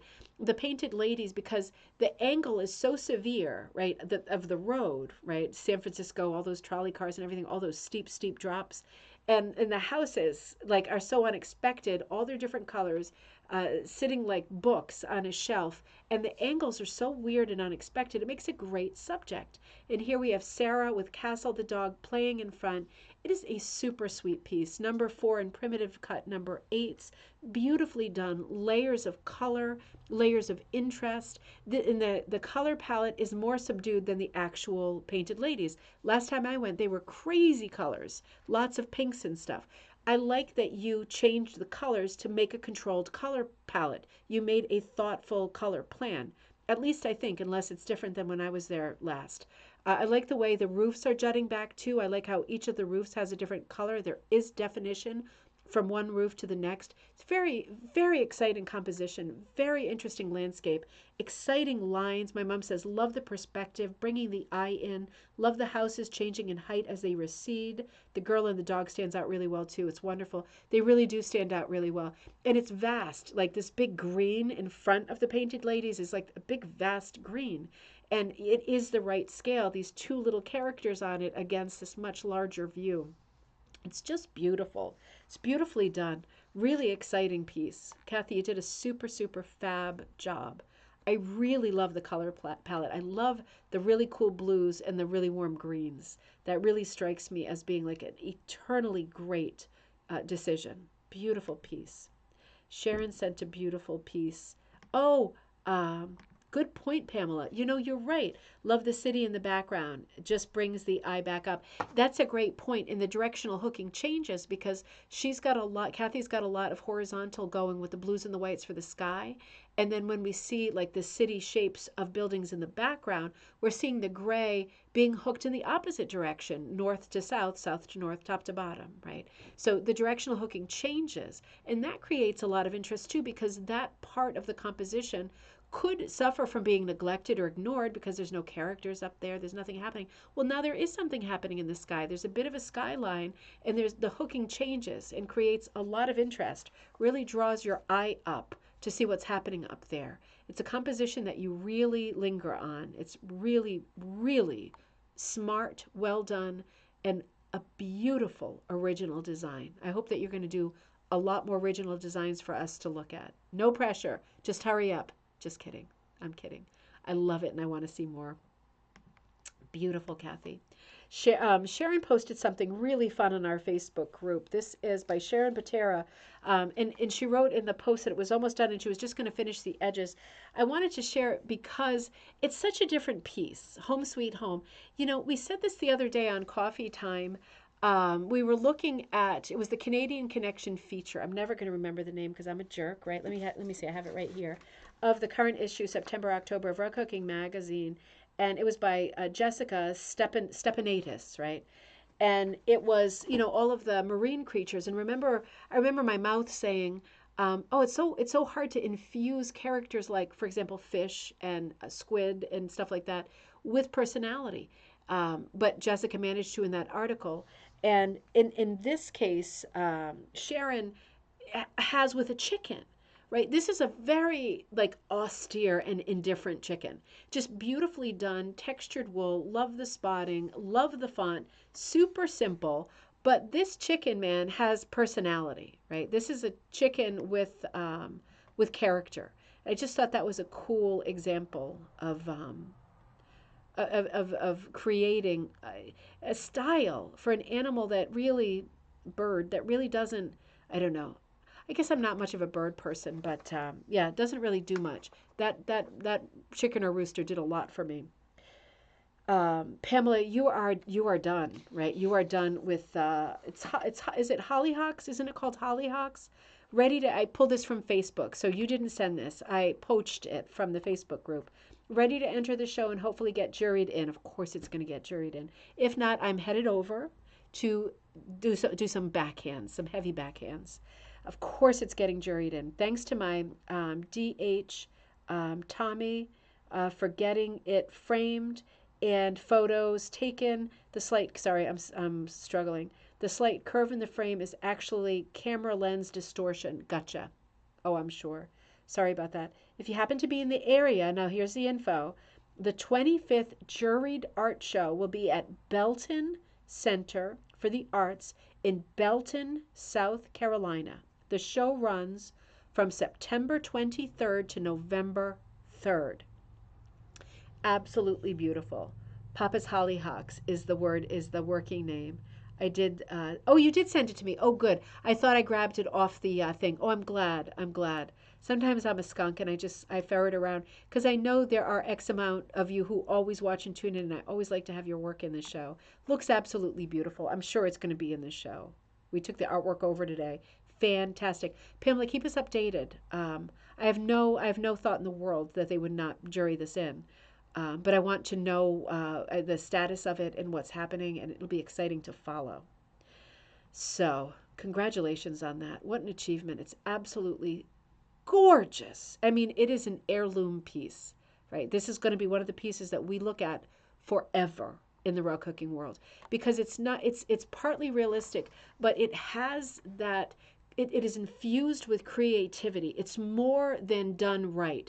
It's more than done perfectly. It is infused with character, personality, light, and that unique painterly quality, right? Because you're an artist. That is all present. It's not just done well. It's not just perfect. It's so much more. It's beautiful, beautiful piece. Looks like a painting. It does. Absolutely beautiful. I love the movement too. The background is genius. We've looked at the evolution of this on past cocktail nights, and I'm so happy to see it here. And I'll love seeing a picture of it in the show as well. Beautiful. Jean, I have a bunch of pictures for you. Hold on. We're gonna look at these, and then I'm gonna save the rest for later because Jean has some stunning. Remember in coffee time the other day, I said, "Hey, Jean, what have you got? What have you got going that you can send?" Right? And she sent some beautiful work again. So let me start. Wait a minute. Let me start here, and I've got the thing that you sent me later, right? So I can consult this, and I'll get all the names right. I hope. Tell me if I'm wrong. All right. So, Jean, you wrote, Jean, do people call you Jean Dancing Machine? I just have to know. Jean, you wrote, I thought after the discussion at coffee time this week that I would like to send along some examples of my plein air hooking and explain how I do it. I have a big see-through bin of leftover worms and noodles, me too, from other projects. It includes yarn, silk, wool, nylon, etc. I have my floor frame and prefer to take it with me along with a lawn chair, water, a snack, and my hooking supplies. Right? That's a good list to keep in mind, right? Because Jean does this. So, do they really, Jean? That's so funny. Oh, how funny. For hooking supplies, I take a sketchbook, which I may or may not use, a permanent marker, a piece of primitive linen backing big enough to fit my frame, and then some. My scissors, my hooks, plural. I usually take a pencil hook, a palm hook and a bent hook for backup to give my hand a break while I continue to hook, and of course my fiber, the stuff that she will hook.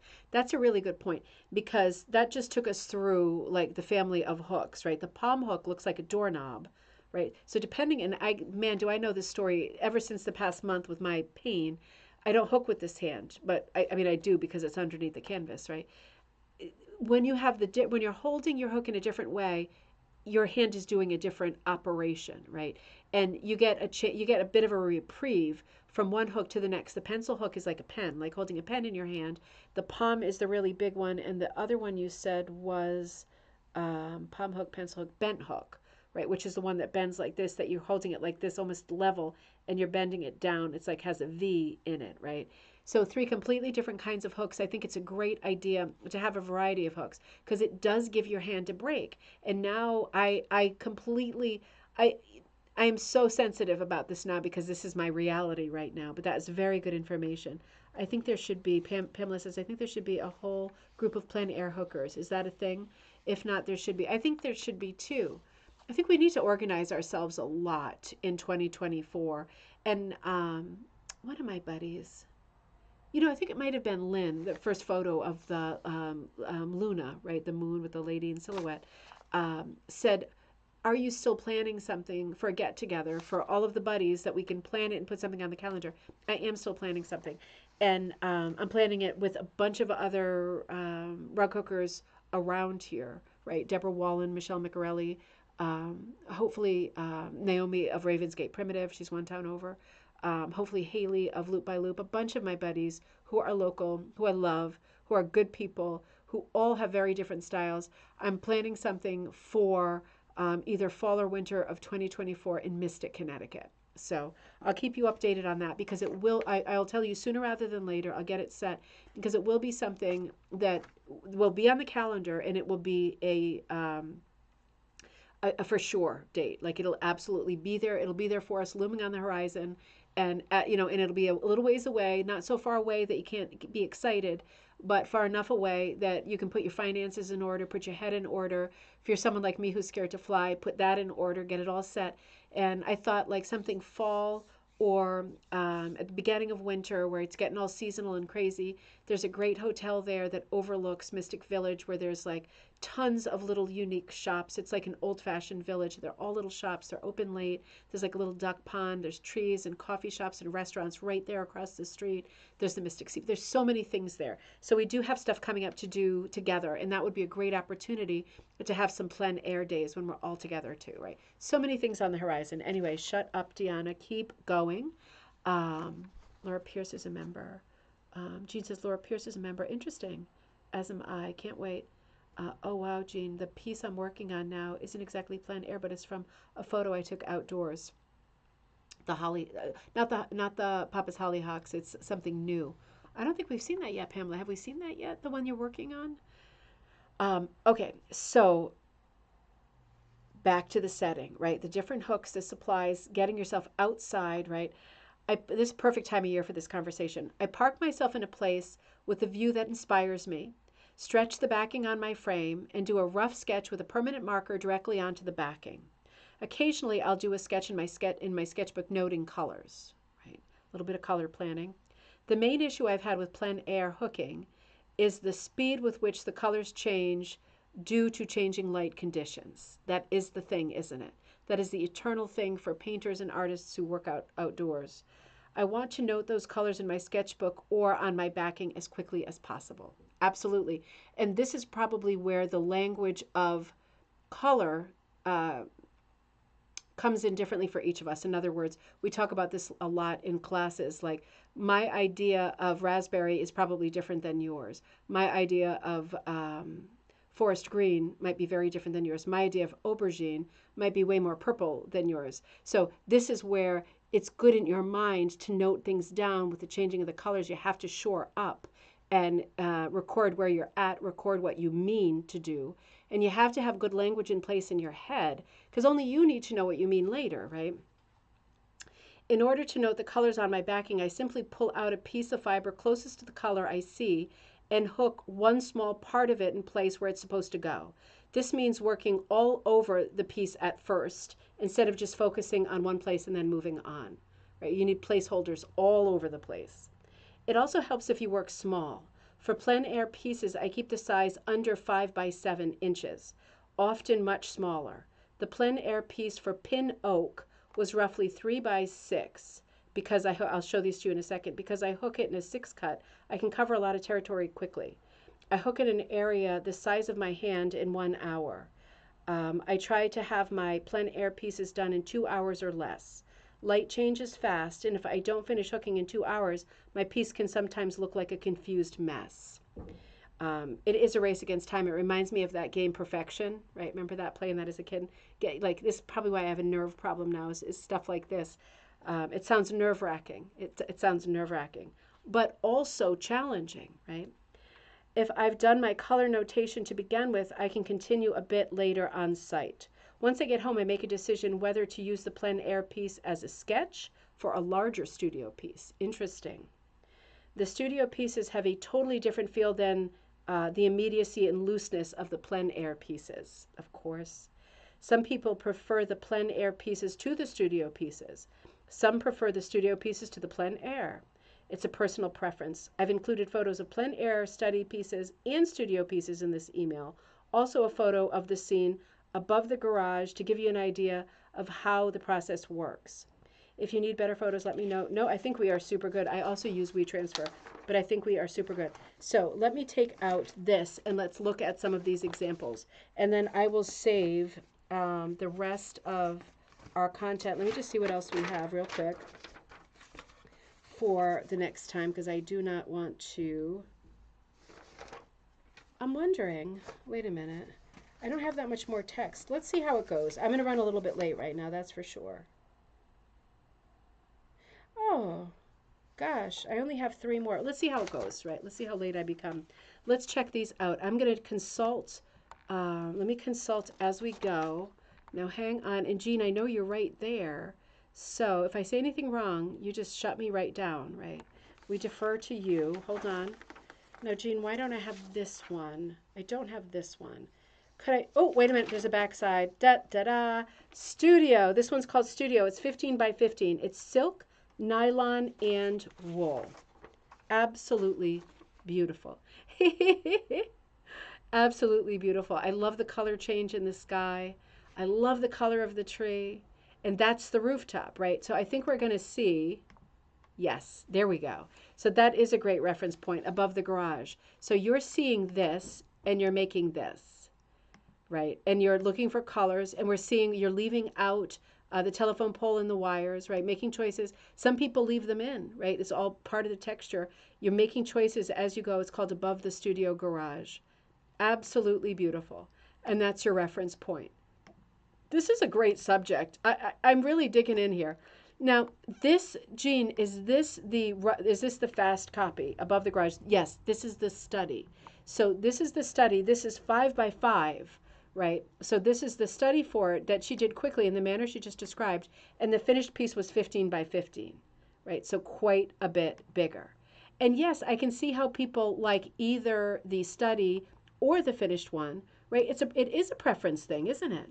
Reference photos are so great. You can combine photos, my mom says, change the time of day, anything. You're the artist, or you stay true to the photo. Love that big fluffy yarn. Great colors, too.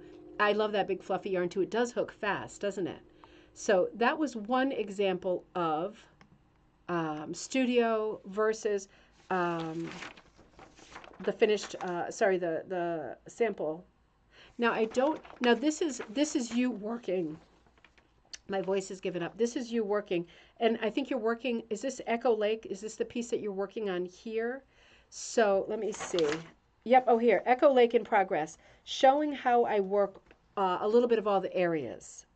Yeah, so that makes sense. So yeah, you're doing a little bit of each just to nail down the colors, right?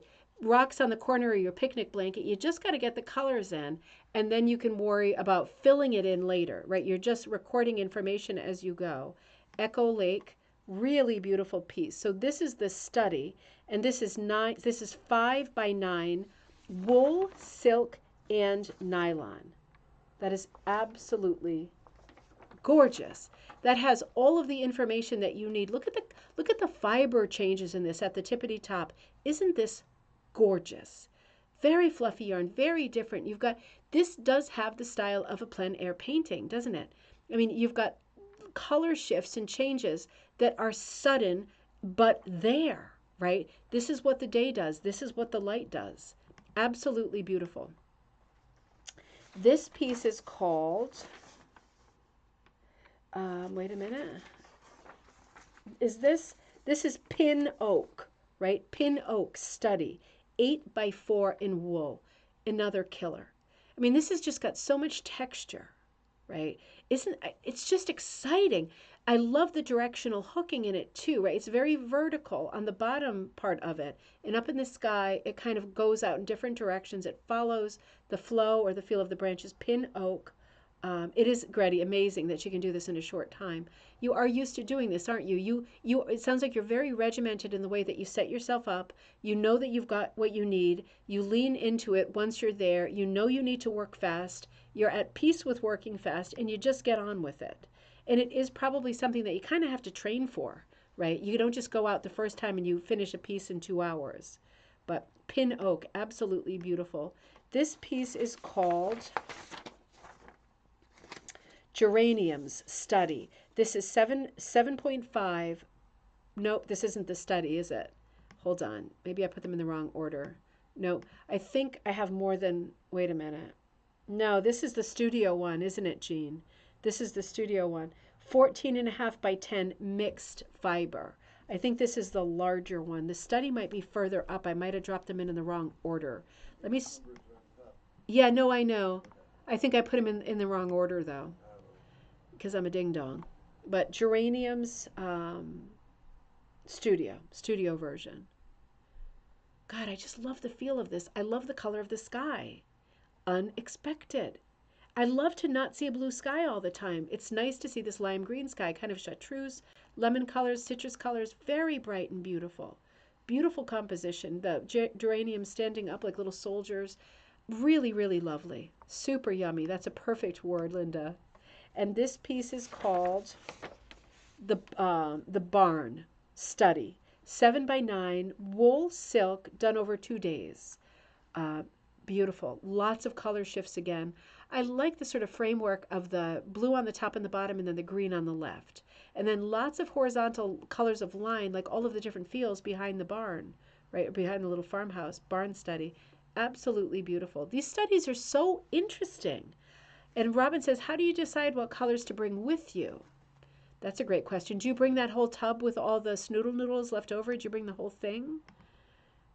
Because I guess when you get back to the studio, now this is the studio version of the barn.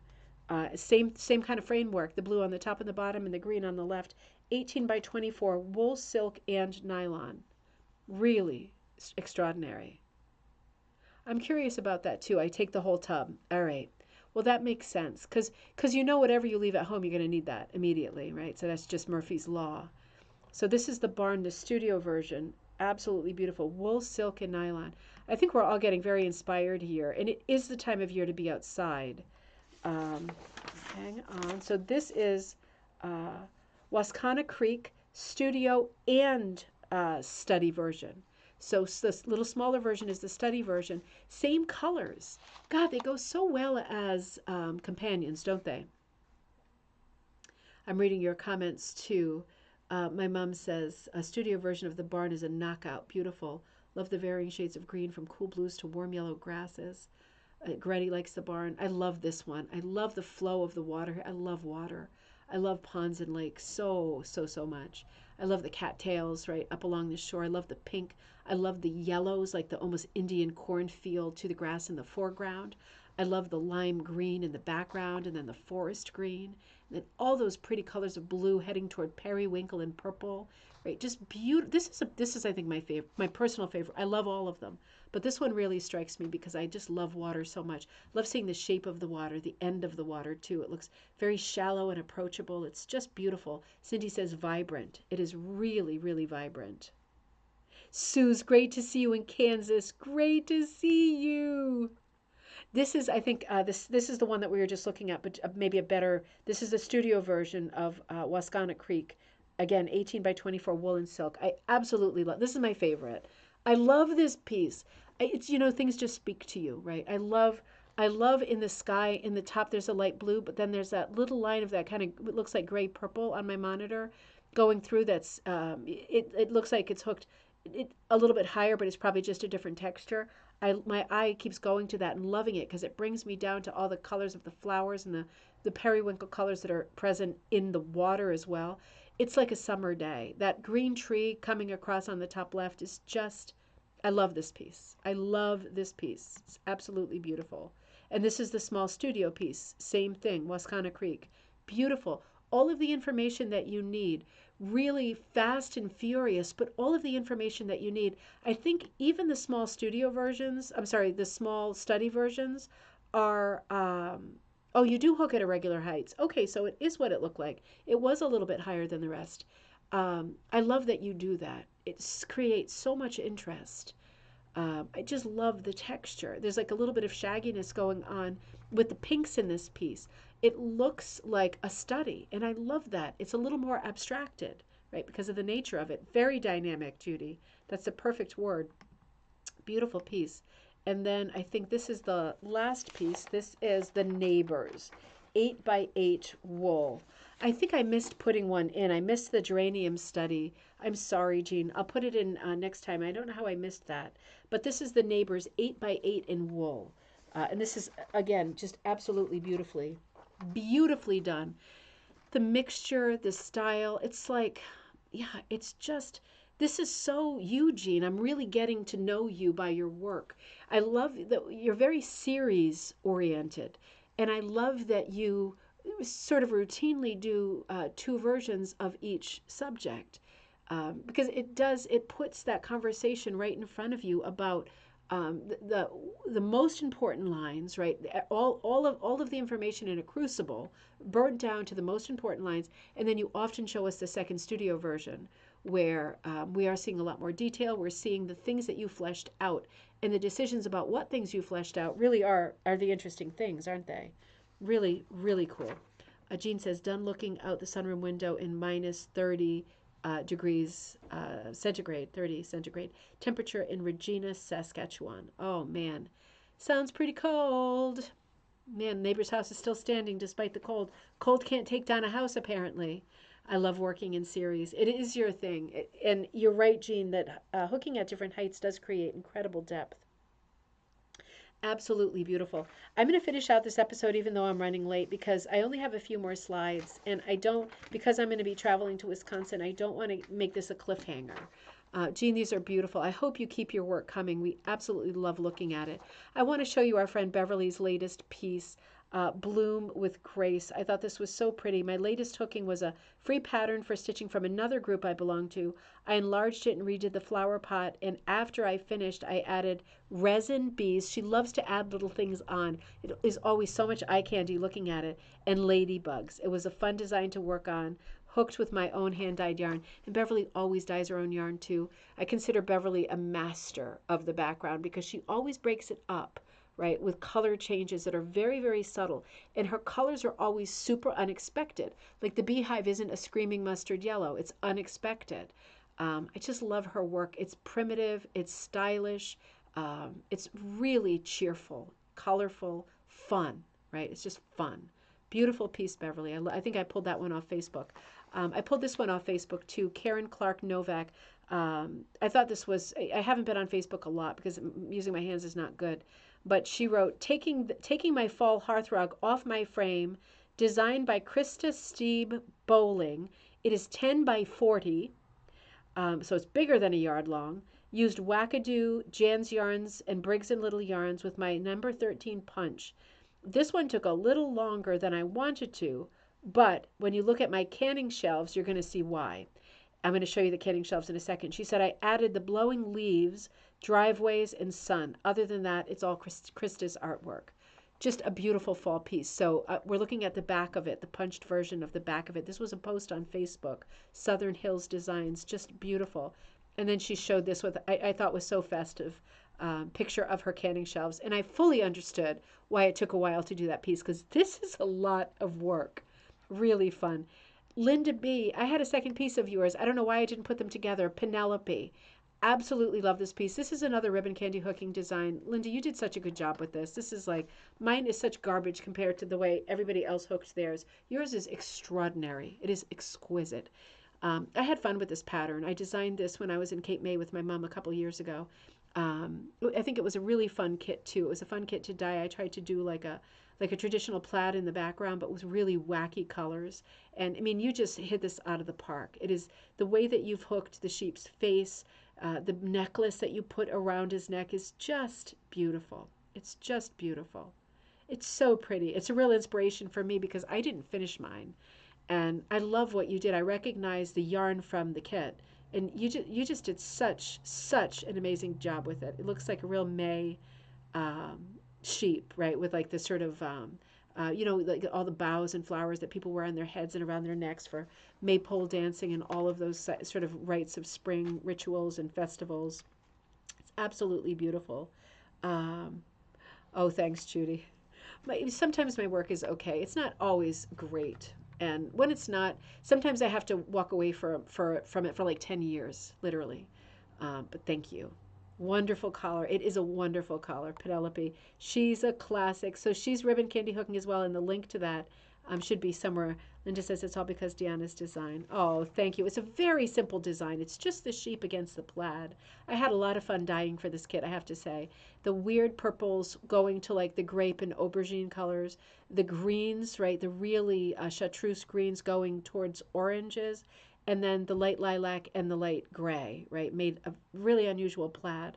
Thought it would just be different, something different. I love this piece. I love this piece, Linda. It's fantastic. Two beautiful pieces in the show tonight. I want to show you what Karen's working on too, because I think Karen is on. Karen Garby. I don't know if you want to include this or not, since there's no rug hooking in it. But this, of course, I want to. Of course, I want to include it. But I did this project in Ali Strabel's class at Sauter Village. It's fun to know what's going on at Sauter Village too. The name of the class was Creative Stitches, and she encouraged us to bring all sorts of fiber to incorporate. This is my design. I did some felting and embroidery so far. Now, I want to show you this close up. Karen, this is an amazing design. Super, super balanced, beautiful. Has a little bit of a fracture quality with the plants, but the birds are like amazing. Just amazing. Let me show you close up some of these different stitches because it's operating like a sampler, isn't it? Let me show you close up. You're just going to be blown away. Can you see that pretty well? All of the different stitches that are happening here. Of course, the class is called Creative Stitches. So I can't wait for her to finish it either. Of course, Sauter was just a couple of weeks ago. Looks like there's some needle felting happening in the head of the bird. And let me make it even more stretchy. Hang on. I want to show you. It looks like there's a piece of quilt fabric applied or appliqued, right? Hang on. We'll get there. Around the throat. Right? Oh, and the tail. It's like purple and red polka dot. You see what I mean? And all the different stitches that are over it. So essentially, not seeing hooking yet, but using the backing, which might be Aida cloth. I don't know. Karen, if you're still on, is it linen or is it a different kind of cloth?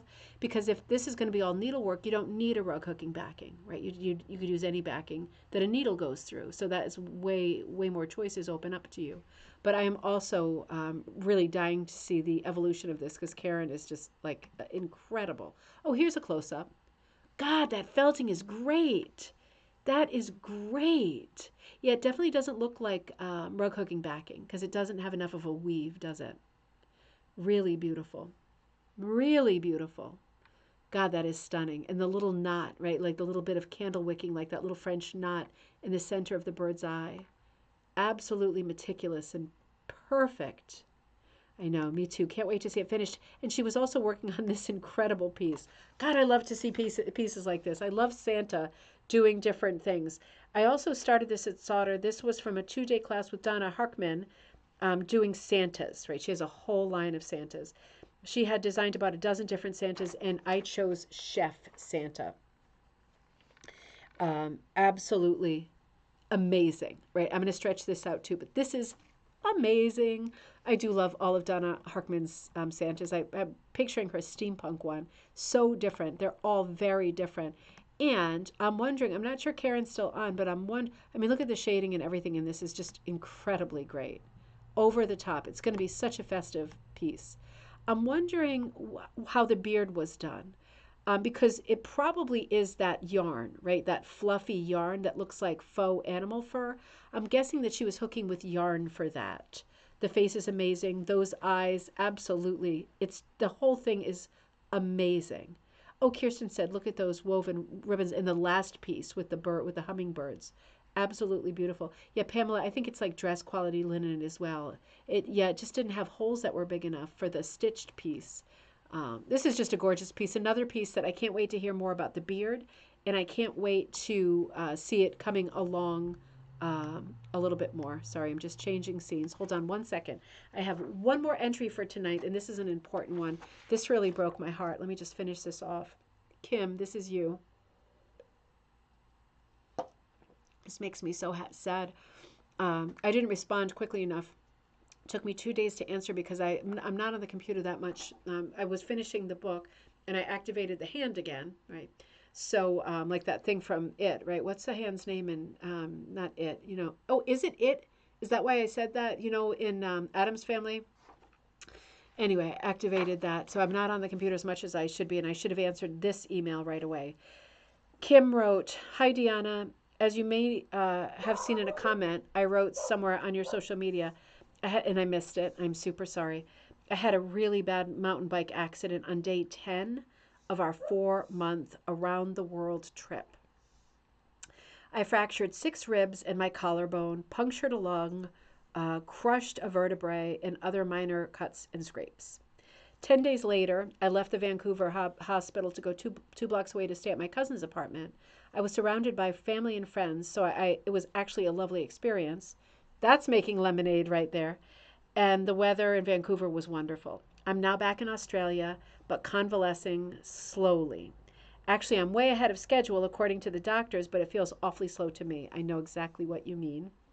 So I truly feel your pain at the moment and frustration at the moment. Anyhow, I've had lots of time to make rugs and left a number of presents with my family in Vancouver, from coasters and hanging decorations to pillows to framed pieces. I use a combination of hooking and punching, and I'm not worried to cut or shear off the yarn to work better in the design. Love your videos. Missed you while you were away, but I really think you need to take time for yourself to heal. Rug cooking certainly has kept me entertained while I've been convalescing. Big virtual hugs, Kim." So Kim, I'm so sorry to hear about that. I mean, I sent her a message earlier today, but just, whew, that sounds like an absolutely awful accident. And you made some serious lemonade out of it by making all of these gifts for your cousin and friends who were there in Vancouver while you were immediately coming out of that horrible accident. You're working on pieces like this, lots of variety, lots of materials, beautiful gifts. I'm so glad that you could sit down after that kind of traumatic and disappoint. I mean, yes, you had a lovely time and it turned out to be fine in Vancouver and the weather was wonderful, but you were supposed to go on and not to make it worse, but you were supposed to go on a 4-month trip. And this was day 10, and this must have been very disappointing. And I really admire the way, Kim, that you are making lemonade out of it, and you just immediately got going with your projects, started making gifts. This is a lot of clipped. It looks, maybe it's not. Maybe it just looks clipped because she mentioned she did clipped. So something pretty to hang, right? Like just making lots of little gifts to leave. You kept yourself busy while you were convalescing, and I think that is just amazing. And Kim writes, "I was surrounded by so much love, and I wasn't paralyzed." True, true. See, you are very good at this. I'm going to have to call you next time I'm having a woe is me moment, which is a lot lately. Oh, that one was clipped. Okay, on my game. This is another beautiful pillow that you made. Great close up, right? I love the sort of ends of the stems coming out, a little bit of Prati there. Beautiful views, right? Very sort of travel-y, right? Which suits you, solo camper and married traveler, right? You love traveling, you love adventures. Your subjects really reflect that. These are just beautiful. This is really, I love this. This is my favorite. I love this. I love this framed piece. Just beautiful. Little hummingbird hitting the flower there. Lots of beautiful shapes, very exotic, lots of variety, lots of materials. Let me stretch a little bit. Yeah, I'm just so impressed with all of this. And it makes me feel so happy that you love your hooking enough to be able to, even in a situation like that, go to it for relaxation, comfort, distraction, a creative outlet, right? It is therapy. We had this conversation not that long ago. It might have been even the last coffee time on Wednesday about art as therapy, right? From Rug Cooking Magazine. This is so beautiful, Kim, that it's crazy. This is crazy. I'm going to knock a vertebrae out of joint. Just like looking at this is making me want to do a backflip. Absolute. I'm not making light of your accident at all, by the way. Absolutely beautiful. Sorry, I'm struggling. I'm struggling. Hang on. I'm struggling with the cursor. Hang on. I got this. Oh wow. Yeah. I love the different materials. Are you doing combo punching and hooking? You're doing mostly hooking. There look like there's some longer stretches with the white. That's why I asked. I love how you are outlining your white flower with a kind of vanilla, much softer, nubbier, thicker yarn. That's a very cool effect. Kirsten says, I love the color combos I'm learning. Really a lot of inspiration. Kim says, I'm getting better and better at it. My sister said I should have put an upside down bike in the pillow whistler. Oh, wait a minute. So wait a minute. Let me go back to that. Sorry about that. That shows a great sense of humor. That would have been funny, I guess. The last one, I think this is the one you're referring to, was a Dion Fitzpatrick kit. Is this the Dion Fitzpatrick kit, or was it the flowers, Kim? Both hooking and punching. I thought so. More hooking. That's what I thought. I could tell. I'm getting good too. I'm getting used to looking at people's work and being able to tell just from the photograph. The round pillow, oh, that was your own design, and it shows Whistler, the resort that is outside Vancouver where you had your accident. The one with the purple hummingbird has been mistaken for a sloth, but it's a hummingbird. Oh, no way. Come on. Really? No, that's not a sloth. Hang on. Let me make it small again. Hang on. I'm going to be on for 5 more minutes. I know a lot of you are in different time zones and you love it when we go over. No way is that a sloth. Silly. But it's a hummingbird. I took pictures of flowers in my sister's garden and designed a little wall rug to include, this is it, I guess, to include her loofah vine, fried egg flower, and other garden features, including one of the hummingbird family members that live in the garden, the little bird. I hope to be able to be on Friday night gallery. But you are. Thank you so much for logging on. Now, one of them is a Dion Fitzpatrick that you haven't found yet in Australia. I don't know which one that one is. Give a shout out if I see it. But I will never unsee sloth. Oh no! Oh no! These are just beautiful. That was the fried egg flower. This must be the Dion Fitzpatrick. That must be, right? That looks like it. Love the different heights too. I love what you're doing. I love the combo of hooking and punching because they come out slightly different. I love these short runs of, look in the bottom, right? The bottom of the ground part. You see like the leafy green color, the wool strips as opposed to the yarn. Don't you love seeing short runs of just 2, 3, 4 loops of a vibrant green like that? That is very, very, very good. Very good look. Really beautiful. And I think last image of the night. Yep. Actually, this could be the Dion Fitzpatrick. I'm not sure. This this is my, okay, so that one, Kim, this one is your own design. Right. That is fantastic. That is fantastic. I love the cloud configurations too. It's almost like music. Like it almost looks like musical notes, like somebody could sit down and play it. Really, really beautiful. And then the last one is, yes, the last one is Dion Fitzpatrick's. That makes more sense to me. Just confirm one more time that I have that right and I had it in the right order. Absolutely beautiful. Again, beautiful mix and variety of different kinds of materials, different colors. I am mostly just so glad that you are okay. Because that sounds, Kim says, I made it for my cousin who plants trees. Oh, very nice. So that one was the original design. Perfect. I'm just glad that you're okay.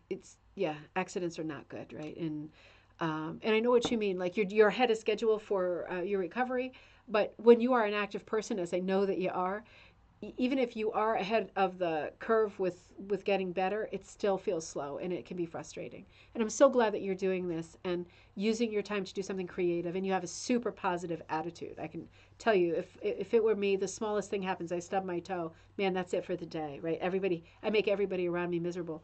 You seem like a completely different kind of person. I'm so glad that you're okay. It was a lovely gallery night. I'm sorry I ran over, but it is what it is. And I'm traveling next week, so I know I won't be able to carry over to next week. But I will be with you on Monday. I will be with you on Sunday night first for the mini punch hook along. If you want to just free crash course in watching me and hearing about how I am doing a mini punch, right? Fluffy and his watermelon. That's coming up on Sunday night, this coming Sunday, um, 5 to 7 p.m. Eastern Standard Time. And then I'll be with you Monday for coffee time.